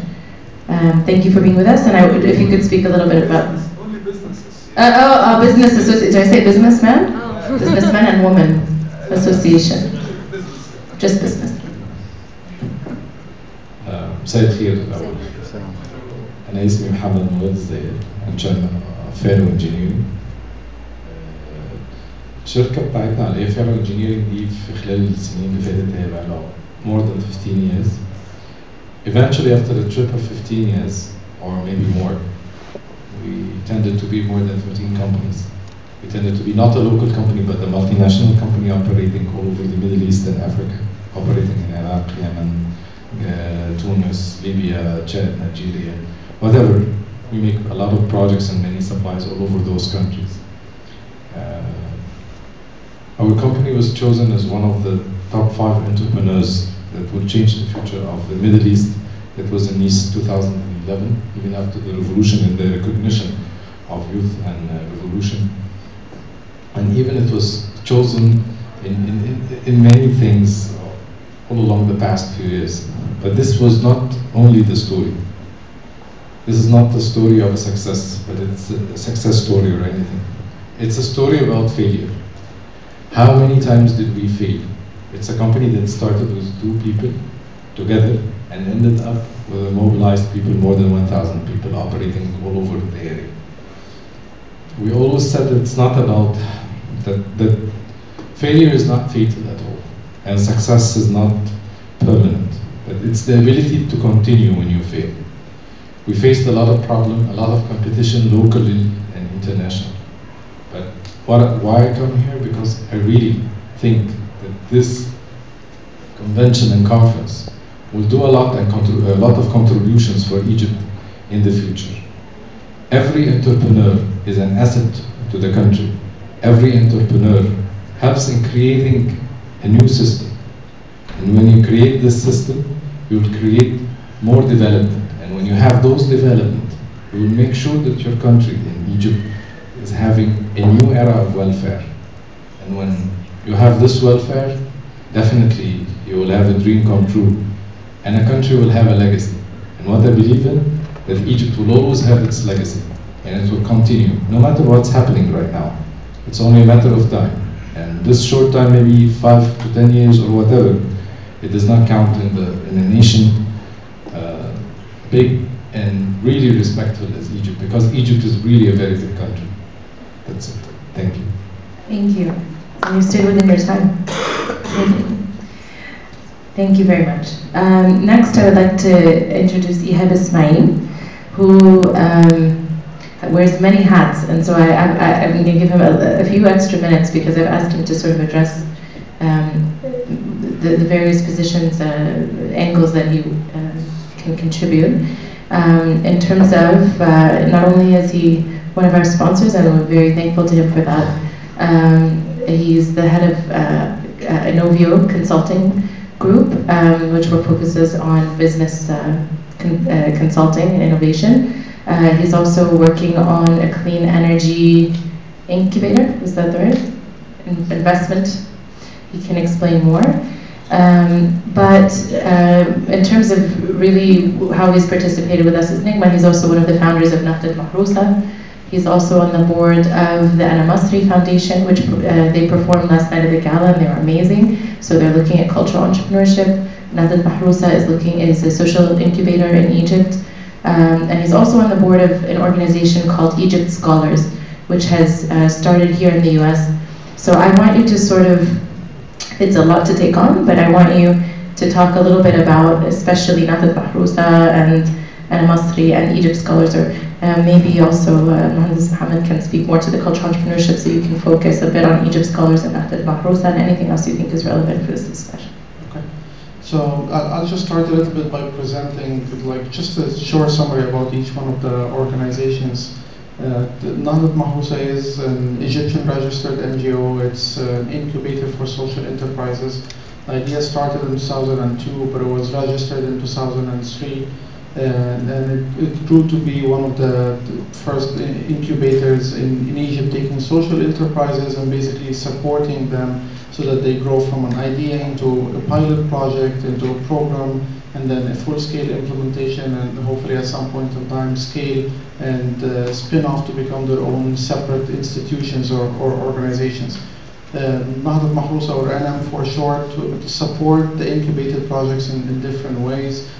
One of them is the legal umbrella under the NGO in Egypt, with all the pros and cons that go along with that.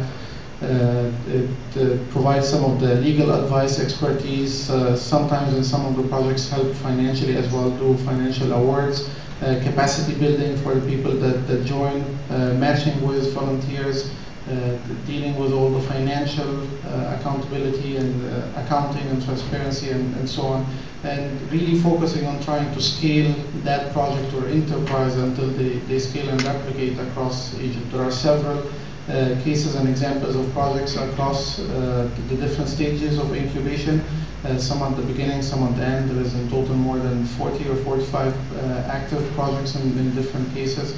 Some of them, the YIA, the Young Innovators Award, has been rolled out in the public universities.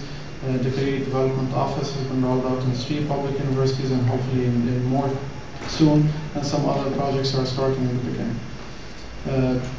The other thing that I'll just shift, as Mona mentioned, in another hat, which is Egypt Scholars, which is an organization, and one of the things that I was trying as much as possible to support from here is promoting and working with the Egyptian population and trying to build and support different initiatives and to deal with social enterprises or any kind of initiative that would help Egypt.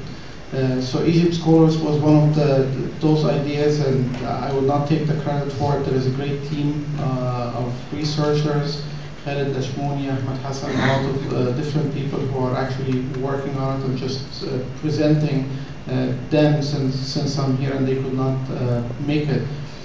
But they're working on getting the Egyptians abroad that are working in academia or any kind of research capacity to support science and development in Egypt. So they've managed to register a network of researchers, more than 80 or 100 researchers abroad that would support, and started specific projects towards that goal. One of that projects is called Khatawat, Steps, and that project basically presents everything in a Wikimedia type that a student or someone at the freshman years need to know or understand about the whole journey of looking for studying abroad opportunities, whether it's undergrad, PhD, or master's, and going through that whole process all the way until they could go back or contribute to Egypt in any other possibility.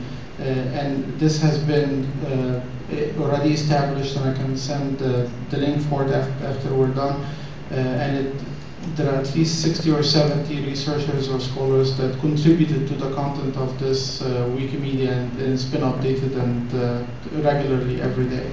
A second project is called Why Awareness, and that's basically trying again to get researchers and people in working in science academia from the Egyptians internationally who would do online sessions, where Egyptians in Egypt would participate online via the different online tools and listen and basically understand and share knowledge. And there are a few sessions that were done. The first one was attended by more than 700 people, the second one more than 1,000 people. There are sessions outlined every week from this point forward, at least for the next 2 months. So they're doing a lot of work. They're based here in the US. We're in the process of trying to register this as a 501c3 organization as well, so that it can grow and start increasing its scale and impact. Another effort, and I'll wrap up very quickly, is the Egyptians in the US effort, and I presented that very quickly last time, but I'll give you a quick update this time. So this started after the revolution, where we've done a conference in March 19 of 2011, and notice that one of the issues is there are many ideas that come in from everyone in here in the Egyptians that would benefit Egyptians here and Egyptian Americans as well as Egypt. But there are issues as far as connecting people here, reaching the population of Egyptians, not understanding actually how to reach them, how many people are here, how to start creating some of the synergies and so on. So we took upon ourselves this project, which is basically targeting first, trying to understand the Egyptian demographics, and we've done that work last year, and we have right now a survey. We used the US Census 2000 and 2010. We used some of the studies by the Arab American Institute. We also looked at all the records of visas issued to Egyptians, all types of visas, F1, H1B, and so on, which is publicly available, correlated all of this, and we have right now some form of statistics of how many Egyptians are in the US and what are the local concentrations, where they're at, and actually how to start reaching those. Officially, numbers in the census are about 195,000 to 200. Corrected for underreporting, there are about 600,000. 30 seconds. And we started Facebook page. We can reach about 30,000 of those, which is close between 5 to 7%, which is considerably much better than in the past. And we're trying to use this as a vehicle to promote things like Negma or any other organizations here in the US. Thank you so much. And actually, thank you for bringing Egyptians in the US. That's actually why I initially invited him to come up, and then there were so many hats I got lost describing the other ones. The Egyptians in the US is a very important network, I think, and platform that we can use. Next, we've heard from Hamza Sawi earlier as a keynote, and about the work that Saeed Sawi is doing, which is so important in the realm of cultural entrepreneurship. And since we got a good flavor for the work that's being done, I wonder if you could focus a little bit about this connection with the diaspora.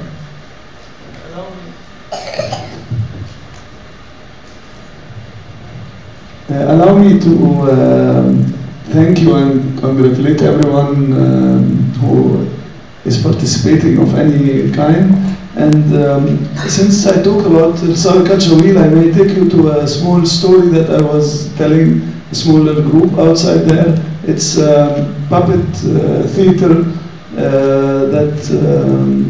it's a play that I wrote for our marionettes, and we've been playing for several years now. It's called The Wonder Kid. The Wonder Kid is about receiving a call from the sphere, from outer space. Someone is telling the people of Earth,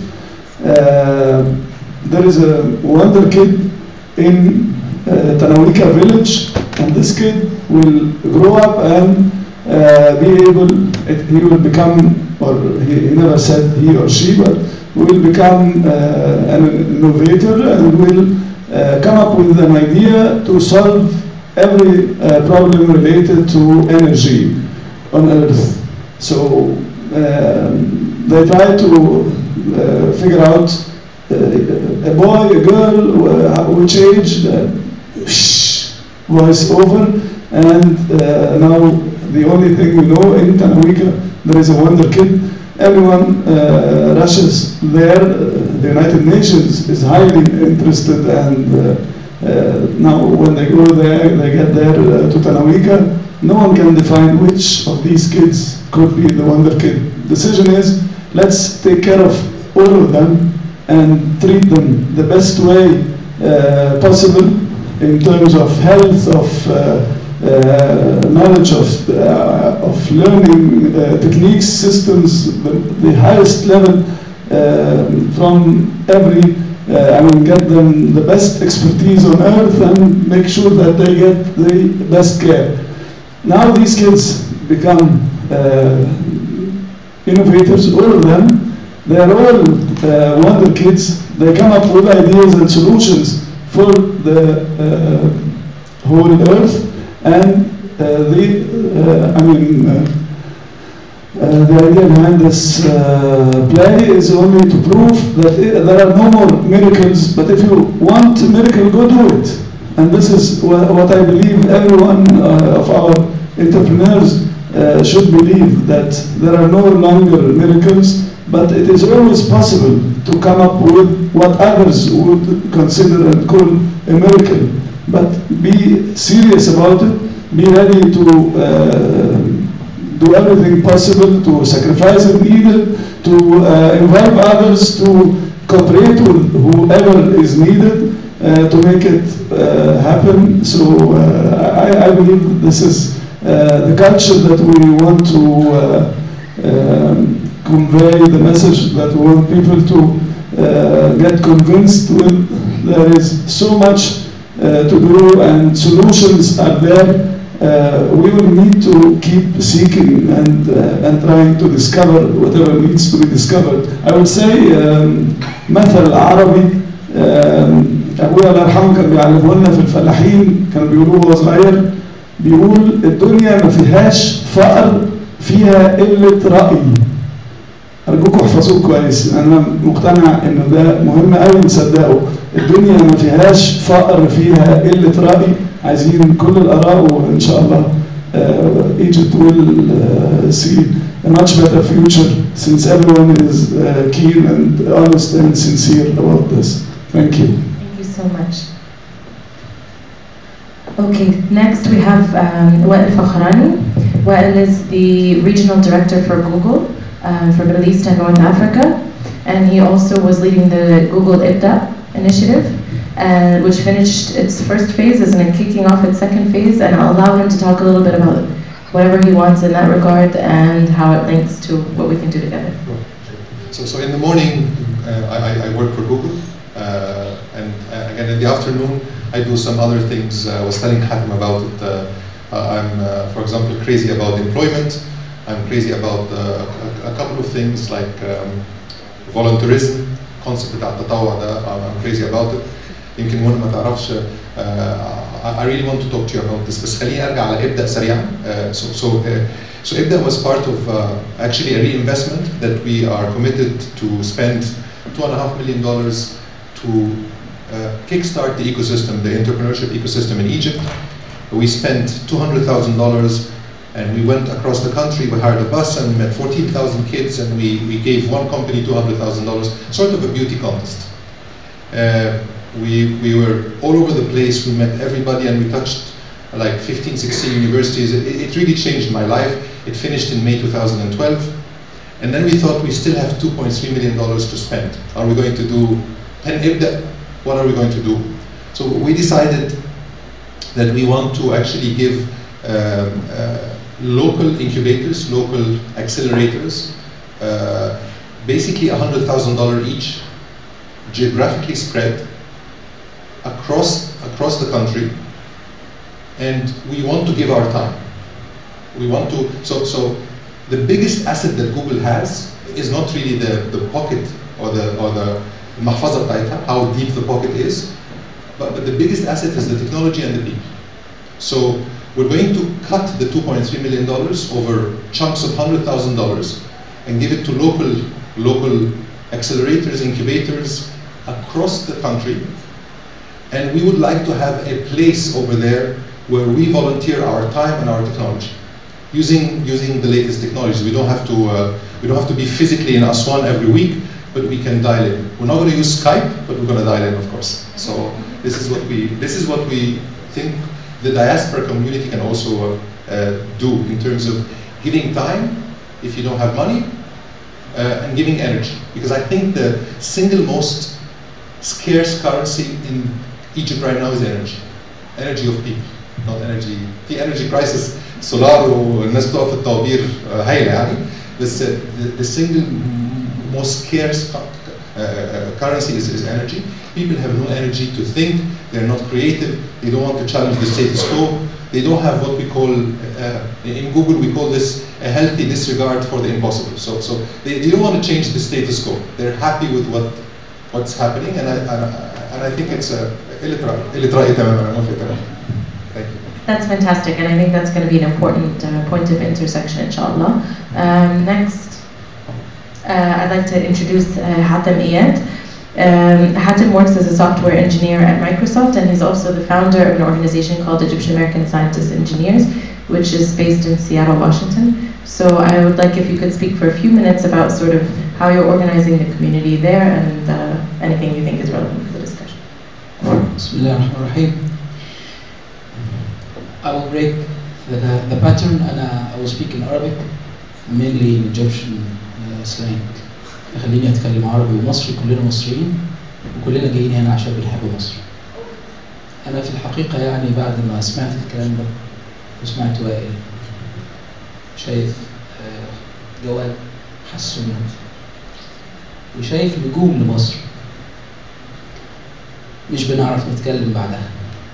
واحد بيحس بالضآلة وصغر الحجم مهما عمل، لأن الحب اللي في لغة كل الناس اللي موجودة ده حب تلقائي نابع من الفطرة، لأنهم بس اتولدوا في مصر ويحملوا الجنسية المصرية حتى لو حملوا جنسية أخرى.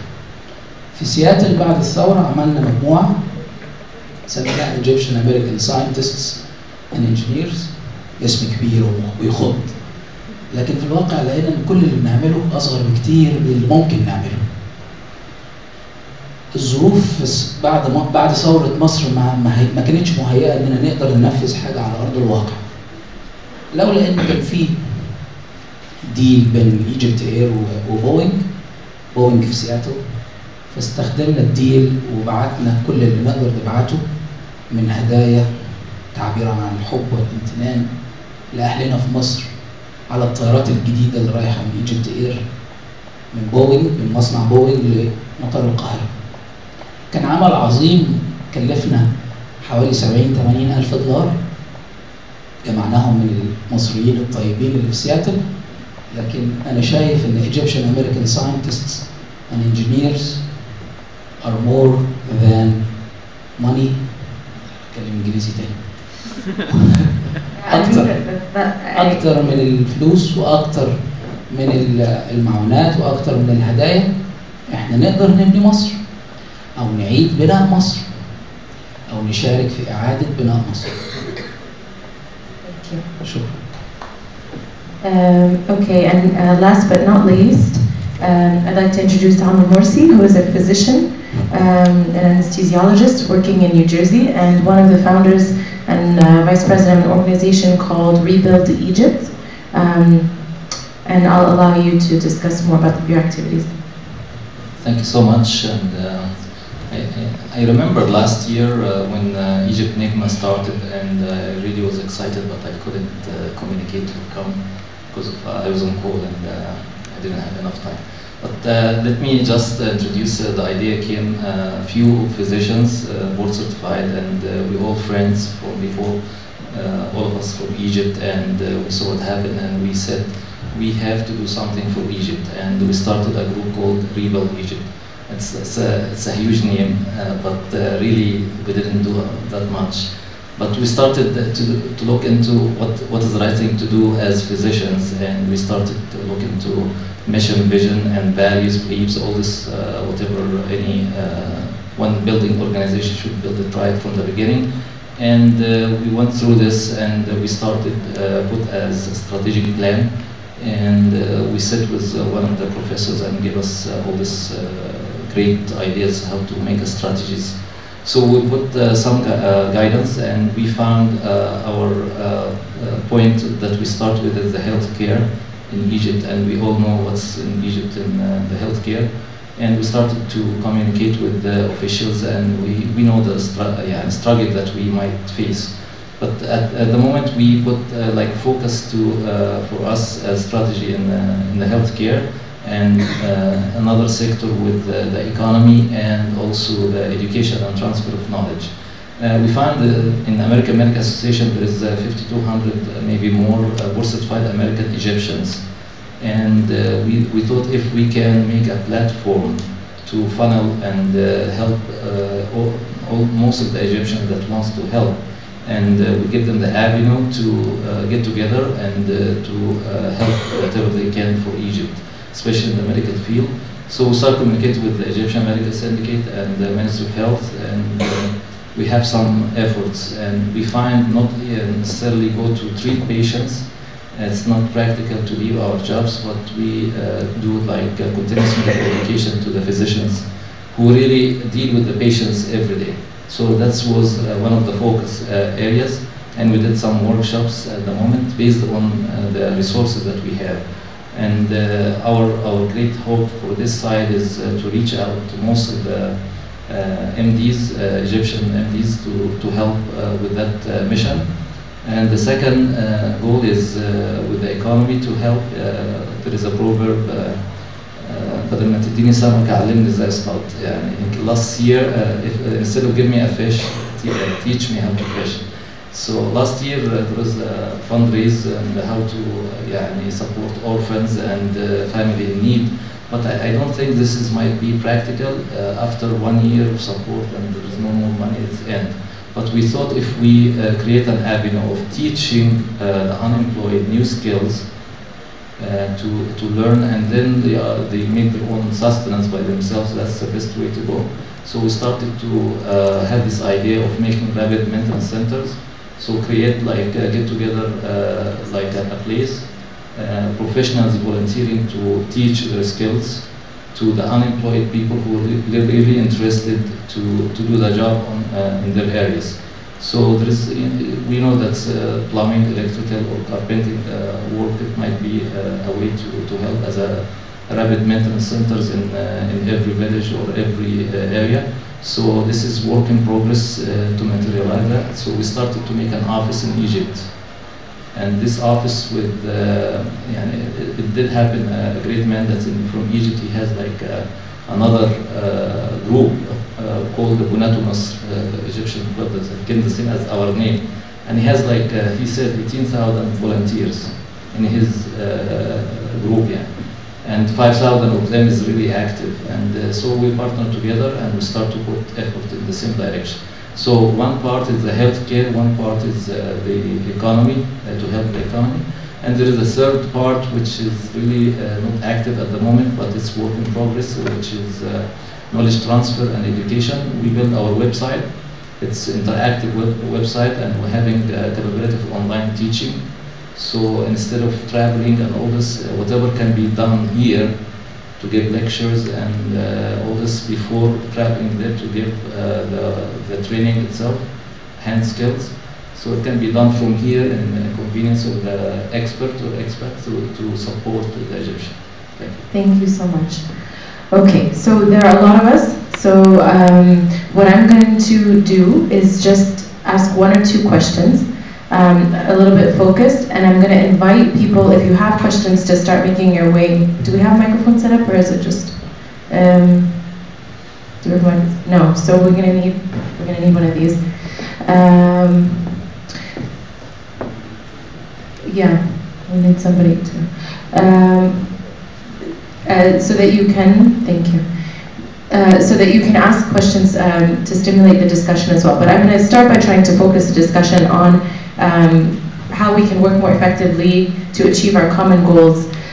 One of the things that we've been thinking about at Negma is that we have our partners that have been amazing and fabulous, and last year couldn't have happened without them for sure in terms of the incubation trip that the winners got. And then I came away feeling like I don't like just taking, you want to give back. I feel like nothing could have happened if they didn't give.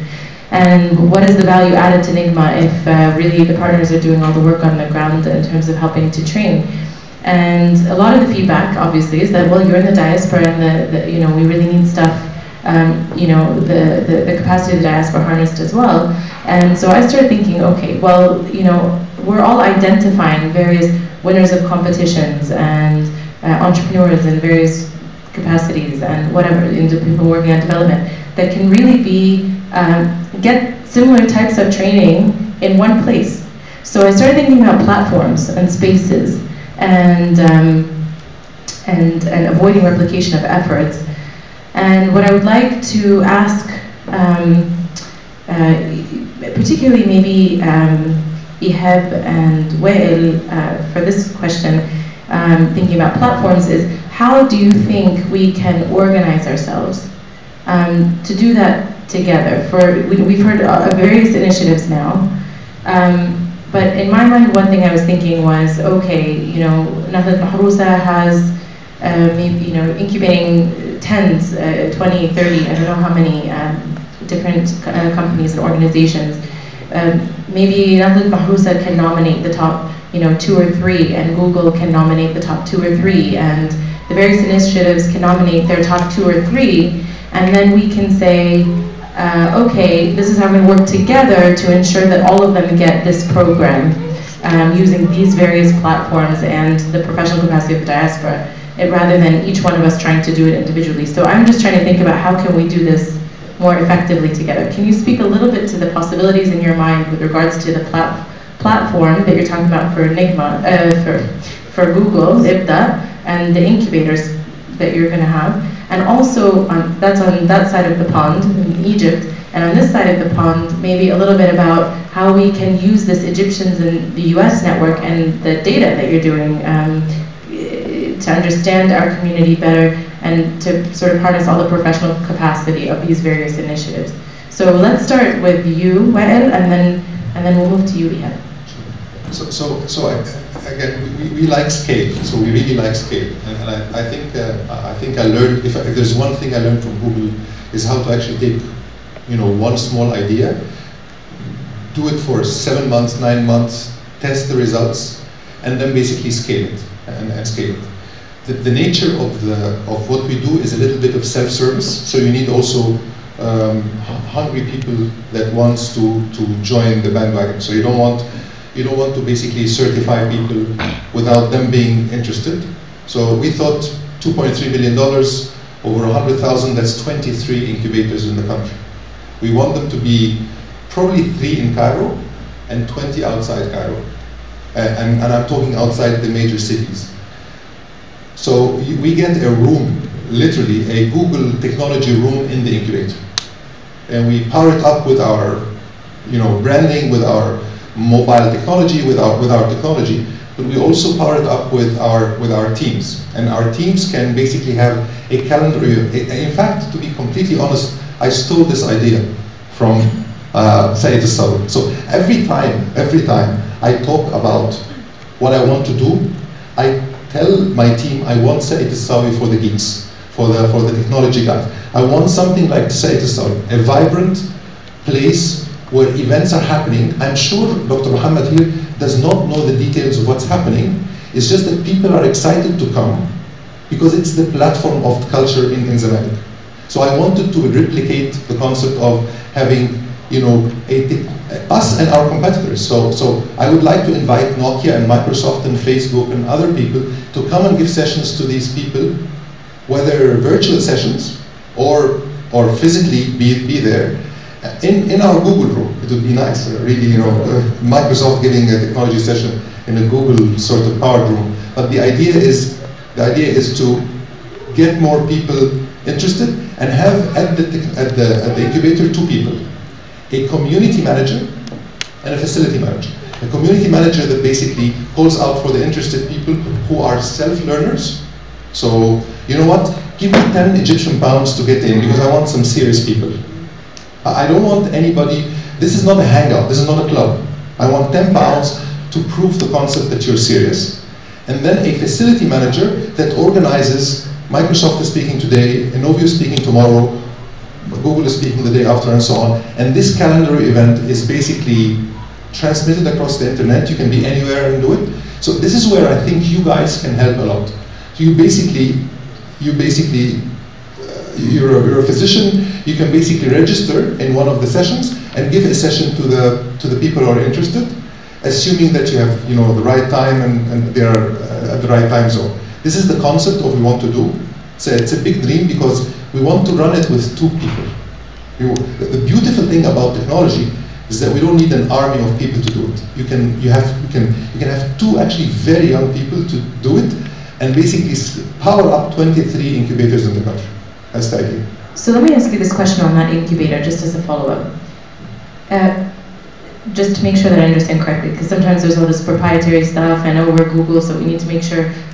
Is this now going to be something that's open to expertise from the outside? It doesn't matter, and Brandon, I'm from this company, I'm from that organization. Absolutely. So again, there's another thing I learned is that I actually like my competitors a lot. I really like my competitors a lot. Seriously, I really love Hatem as a person, and I love Microsoft as well. Strange enough. Is this on record? Yeah, I think I'm going to be fired. But we love competitors because we think that we're just scratching the surface in Egypt in technology. There is nothing wrong with getting us and our competitors together in a room and basically just teaching young people how to do technology. Whether they do technology with Microsoft or Google is completely irrelevant. We like this pie to grow. That's the concept. The pie should basically be 100 times bigger than the current pie. Is there investing in the particular people coming, or is this sort of just knowledge and skill transfer? So it's up to the community manager to invite the community, but it's up to the facility manager in the selected accelerator / incubator to come up with the agenda of event. So it can be a workshop, a hackathon, a tech talk, a cyber session, a WebEx, whatever it is, and it can talk about mobile computing, social computing, Google Maps. It can talk about Nokia Maps, as much as I dislike this, but it's absolutely okay to talk about technology in general. And then AUC can give sessions about how to start a business. So it's very similar to actually I completely stole the idea from the Culture Wheel, because it is an incredible platform of a vibrant place with a lot of activities happening. If you are in the culture scene in Egypt and you check out the website, inside the Saudi, you'll find something interesting to do in the week for sure. Fantastic. Okay, and Ihab. Just from, I think having this infrastructure on the ground will be extremely important to enable the whole process to work. So what I noticed from this side here is there are a couple of things. First, there is no shortage in terms of people actually are motivated and want to help and want to share knowledge and so on. But I think we need to broadcast the importance of sharing your skills, knowledge, and time more important than necessarily money or any other things, and that's something that is very critical. And also create a streamlined process where the people here that will be sharing the knowledge are not bogged down by all the details in this process. They are already busy, they have other jobs, they're successful in their jobs, they're working hard here, and you all know the daily tasks that they have to handle here. So if I have to handle this and manage the process for them, I think that will work well. The example that Egypt scholars were doing proved that concept. So there are right now almost like weekly lectures. It's attended, there is demand from the receiving side in Egypt. There are many people here that are willing actually to put the time and effort and so on if that process is managed. Our role could be in working on that process on this side, identifying and sourcing basically the different people after discussing with the different incubators, what are the topics that are in need, what are the topics that will benefit actually the people working in them, and it could be supply and demand, so they could request different topics and we could here broadcast it to the network of Egyptian or Egyptian Americans. One of the things, I'm not sure if you know, but the Egyptian American community here is one of the highest in terms of holding master's and PhD degrees in education beyond basically college. So there are a lot of resources that we can source and provide through that. So I think this will definitely be a great thing to do. Fantastic, thank you. I think that's a good way to start talking about platforms. I know there were a lot of questions that I noticed, so I want to start with who can, is that what you're helping with? Okay. If you want to direct your question to a particular person, please go ahead and do that, so that we have about 10-15 minutes and we're going to have to close up.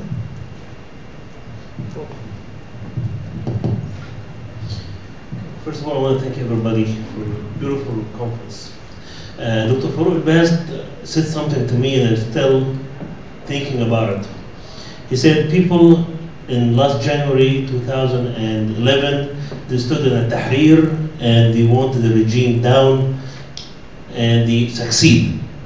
He said, I want people to go back to Egypt with the knowledge, with the technology, and they tell the government, I don't care.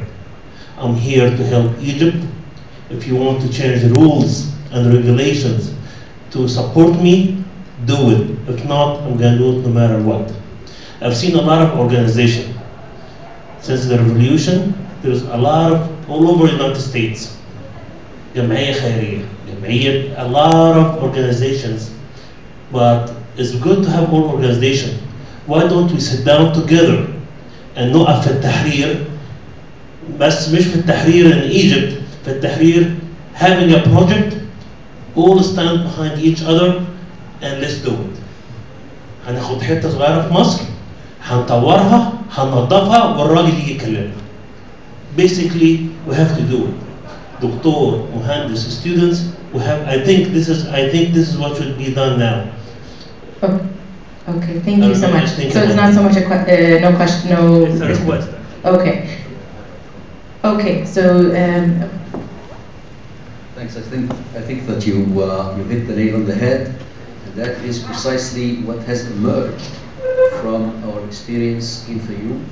We figured out that the best way to develop Egypt and conquer poverty is to do it one community at a time. And if you can empower that community with its various elements, from the university, from the civil society, and so forth, things can happen. So yes, I believe that small is beautiful. We can start. We have started. We did not offend anybody. But when the time came, it was important for us to withdraw and let the actual players play. And as a matter of fact, this is an invitation to all of you. And I've heard some of the initiatives here in this conference. They almost identical to what we're doing, or there is a good area, a good common denominator of what we're doing. And nothing will make me happier than connecting with those of you who are doing similar things that we can coordinate, and we'd be more than happy to share our experiences and figure out a way to do this one community at a time. Okay, so I'm going to take the opportunity to ask a question to Ihab regarding consolidating information around all these various initiatives. So there's so many initiatives that are being started in the diaspora, and is Egyptians in the U.S. potentially a place where that can be a repository for people, not for any one person managing this that to have to do it, but some sort of repository where anybody who is doing something knows to go to that platform to put certain information that can coordinate. I won't. No, I won't. Yeah, Negma. Well, I'm wondering what is Egyptians in the U.S.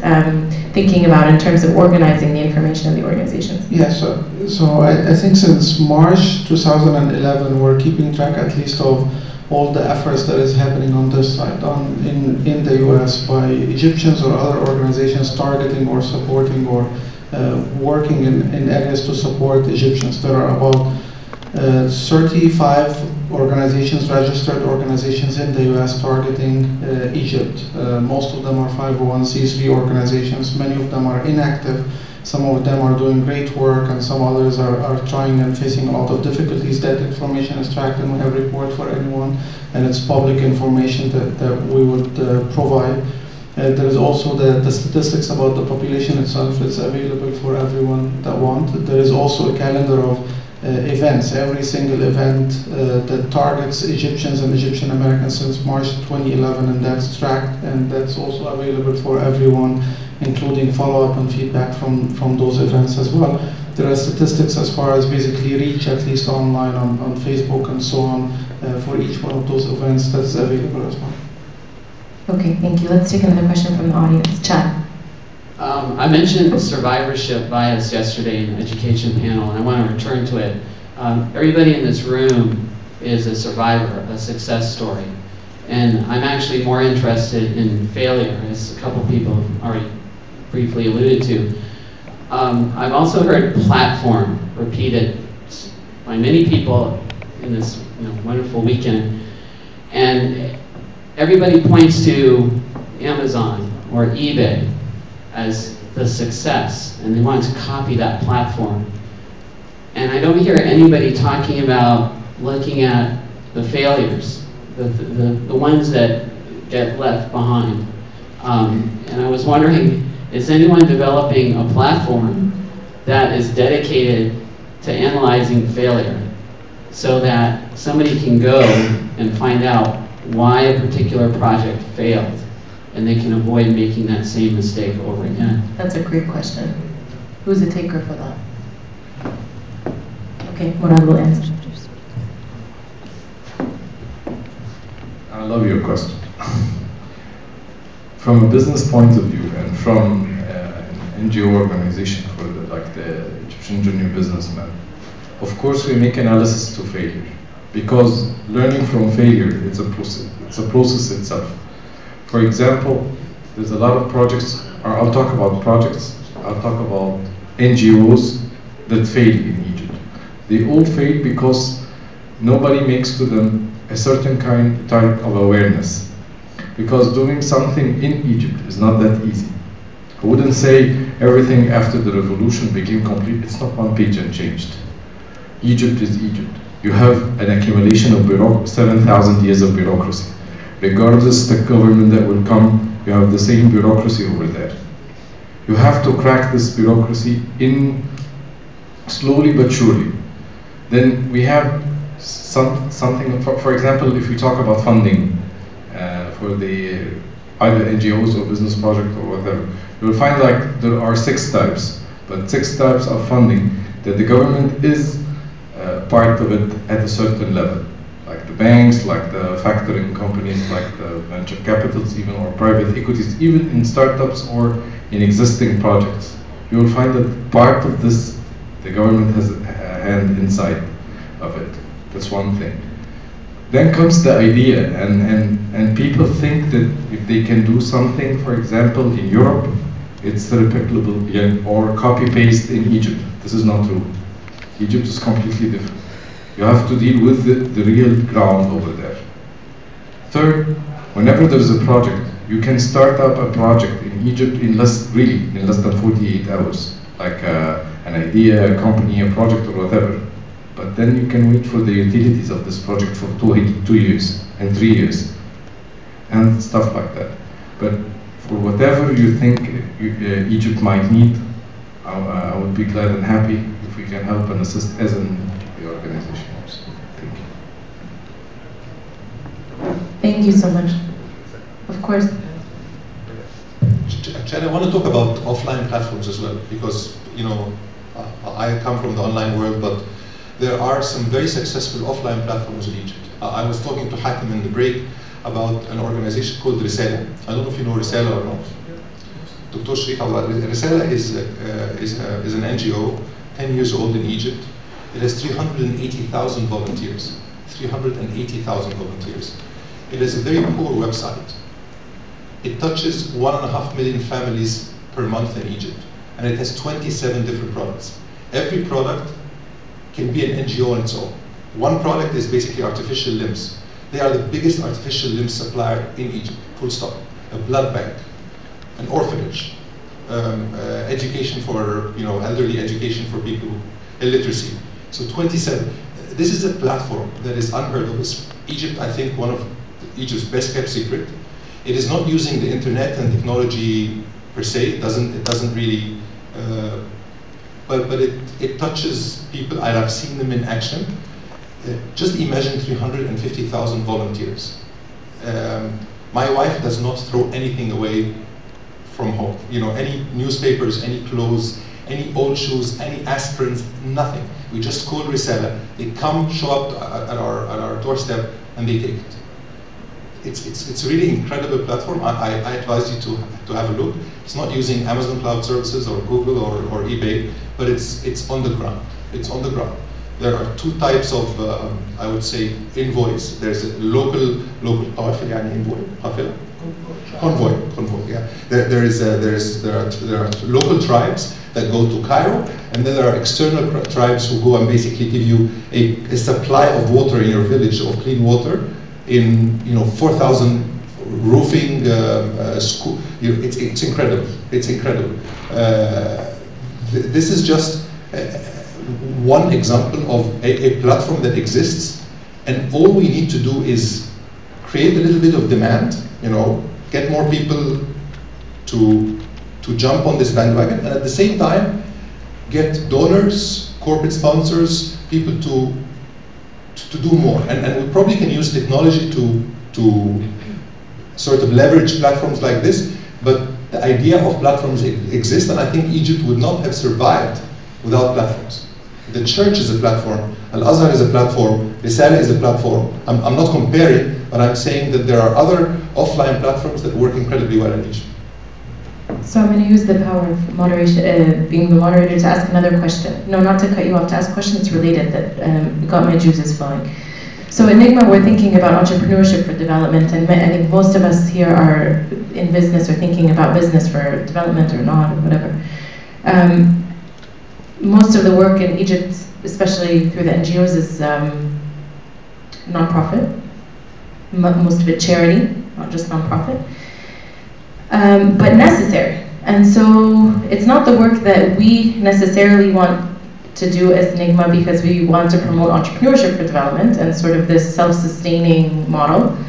But Egypt can survive also without this other sort of work. So it got me thinking about how to connect those sorts of platforms with platforms that want to promote entrepreneurship for development, because in the process of 350,000 volunteers working with 1.2 million people in communities, they are going to identify, because they're working with all of these families, people who can be in these incubators, that can be plucked out of the village of whatever and really given a chance and bring it back to their village, or do it within their village for their own community development. So I think a lot of I just got thinking that part of the problem with the Google IBDAT or Negma or whatever is that in the marketing issue to try and find the right people, maybe we should be working in partnership with these large NGOs that are in communities anyway, with soldiers of volunteer, entire armies of volunteers to identify. I don't know. Does anybody have any thoughts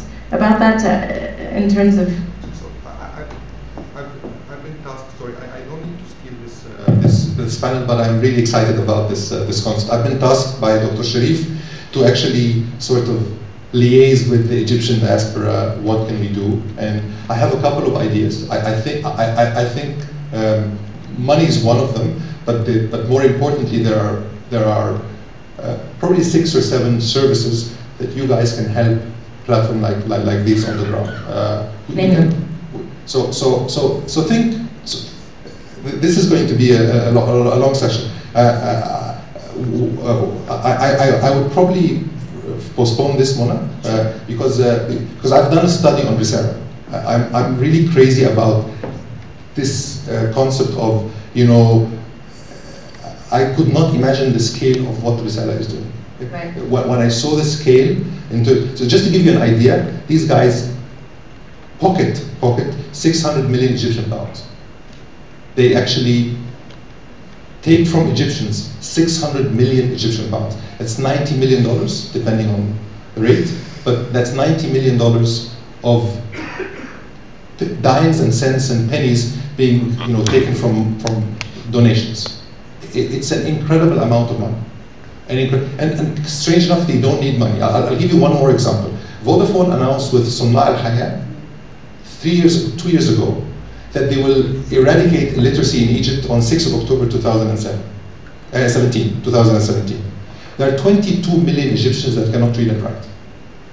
If you bring all the money in the world, because I'm talking from on the ground experience, because Risala does this, and they do 18,000 per year with 350,000 volunteers. There is no way on earth you can eradicate illiteracy in Egypt. Because you know what? They don't want to be saved. You can give them money, you can give them medicine, you can give them clothes, but you cannot give them education. They just run away. So as much as I like the Vodafone campaign with Amr Khaled, it is completely false. You cannot do 1/10 of 17, 18 million. And there are ways around it. رحنا لهيئة اسمها هيئة التعليم بتاع الكبار، طلع ان الختم بتاع محو الأمية just stamping ده أكبر asset عند موظف الحكومة، وبيبيعوا ب 10,000 جنيه الختم. And guess what? There are 4 or 5 locations in Egypt that can certify that you're not illiterate, that you're literate. There are a lot of things that can be done, بس I prefer ان انا يعني اخدها offline. انا هقول بس حاجه قصيره، يعني مش عايزين نتخض ونزعل. We shouldn't really feel it's hopeless to solve such a problem because people die. So we'd rather take care of the new ones, of the kids, that they are being taken care of properly, and let the others die. Mona, I'm sorry, I really don't need to. I'm hijacking the panel, but I'm excited. We like excited. One more thing. There are currently in Egypt 195,000 kids per year that apply to public education and don't find schools, don't find a place in school. 195,000. So basically, your leakage is 195,000. If you educate all Egyptians with a magic wand, you still have 1 million every 5 years that basically don't have a place. We don't have enough schools. Okay, so unfortunately, I know we have many questions. 0, okay. Here's what I'm going to say, because we really are going to have to close out. And I'm sad that this session isn't longer, but we're going to have to close the session now. I want to first thank all of our speakers on stage for presenting what they're doing and for getting our juices flowing. It's just the tip of the iceberg. They're here, and the questions can be directed towards them off stage after closing. But I hope that this got at least your juices flowing around these ideas with collaboration.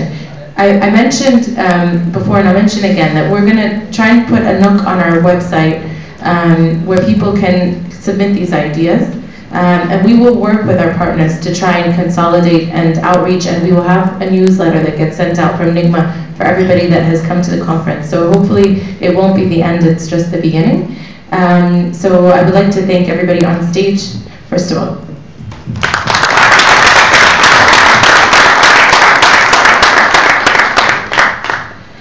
And I would also like to invite the organizing committee to join me on stage. Are people here?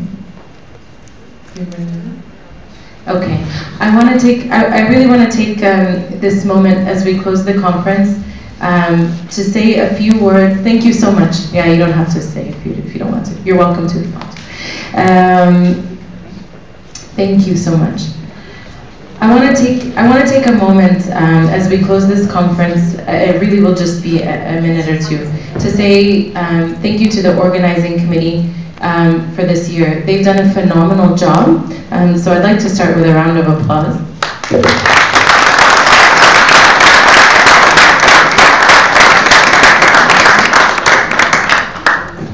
And I would really like to name each person that was leading an aspect of organizing this conference and the competition for this year, because so many people, because they've been running around behind the scenes doing amazing things, and it's been amazing for me to be able to sit back this year and do much less than I had to do last year and take it all in. And I know how little sometimes you get to take in when you're one of the driving forces. So I want to acknowledge Tahrid Samak, who is the chair. Thank you.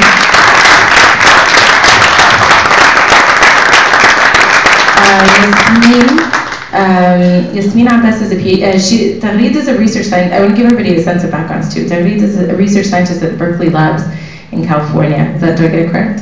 Okay, great. To give you an idea of the diversity and accomplishment of the committee. Yasmin Abbas is a PhD student in what did I say? In Brandeis in health policy, and she's right here. Thank you so much, Yasmin, for effort. She was leading the program development. Sarah Hassan works at the Department of Commerce in Washington, D.C., and she was working very closely. She was the secretary for this year's conference and also working very closely with the finalists for the competition. So thank you, Sarah. Where are you?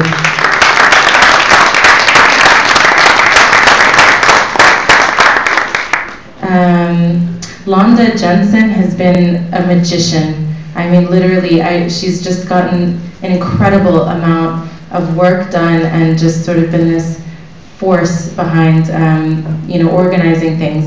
And so I really want to acknowledge her because I also know that she didn't get, the logistics person does not get to experience much of the conference, but is doing a ton of heavy lifting throughout. So I want to acknowledge Londa. She's currently, she works in a fellowship, she works as a program associate here at MIT with the Logaram Center for Development and Entrepreneurship. So we also really benefited from her expertise working in that area here at MIT, in addition to her heavy lifting for the conferences here. So thank you, Londa.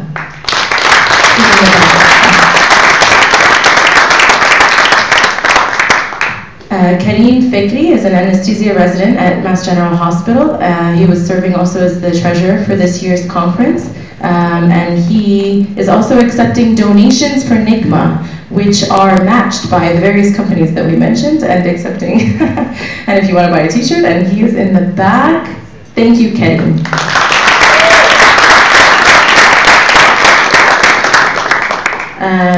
Wael Mahran, I don't know where he is right now, where are you? Also in the back.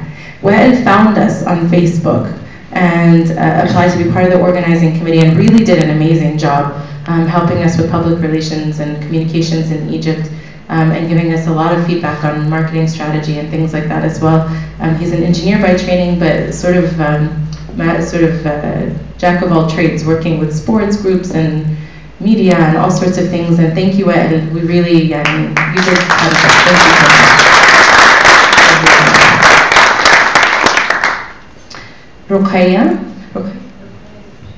Ruqayya had to leave. Ruqayya is not just an amazing woman and doing her master's at the Harvard Extension School. She also has 3 young children and a husband that we have to thank as well. And actually all of the spouses, thank you. So she had to leave to be back with her family, but she was the webmaster and also just amazing at getting things done so efficiently online and providing for us an online platform for all the work that we're doing. Mariam also had to leave. Okay, but she worked at Promo 7 in Egypt in marketing and joined our team here, where she lives also with her family and beautiful children. And Mariam actually and I both had babies within 1 week of each other last summer. And I was interviewing her literally. I said, see you at the hospital next week. And I literally saw her at the hospital the next week. So I know what she had to go through to make this happen, working on marketing for the conference. And she did a beautiful job with our materials and just being committed. So thank you, Mariam. And we have Adham, who is not here, who is getting married in Egypt this weekend. So he did a lot of work also working with the finalists in the competition, and literally is getting married this weekend. So mabruk to Adham. I was sad that he had to miss it, but we thank him for his huge effort as well. And Dalia, where's Dalia? There you are, who was leading our ambassador program and works at UCLA as a computer programmer, and just did a phenomenal job organizing ambassadors across the country and in various countries actually to try and help us with our outreach. Dalia actually came to the conference last year and then decided she wanted to help and applied, and it's been amazing. She literally found out about the conference last year, the week before the conference. The day before the conference, bought a ticket and came, and then has been with us every day since. So thank you, Dalia. So I will now turn it over to Tagri to formally close the conference, but I just want to thank you all again for coming. It's been a phenomenal year. And thank you, Chad, for reminding me the evaluations. We need you to fill out the evaluations, please. Also, one question that we forgot to ask on the evaluation is whether you came to the conference or not last year. So please just make a note of it. If you haven't already given your evaluation, left it at the registration desk, make a note of it because it's helpful for us to note how we did from one year to the next. And if you didn't come last year, to note how we did versus your expectation. So thank you again, and I now hand it over to Taqreed. Also, this is just protocol. Thank you all for coming. So we're officially closing the second annual Negma conference. I hope to see you all next year and bring 5 of your friends with you. Ask them to submit their proposals, submit their ideas, and tell them about the great experience you have here. Empowering the crowd, 5 people of your crowd. Thank you.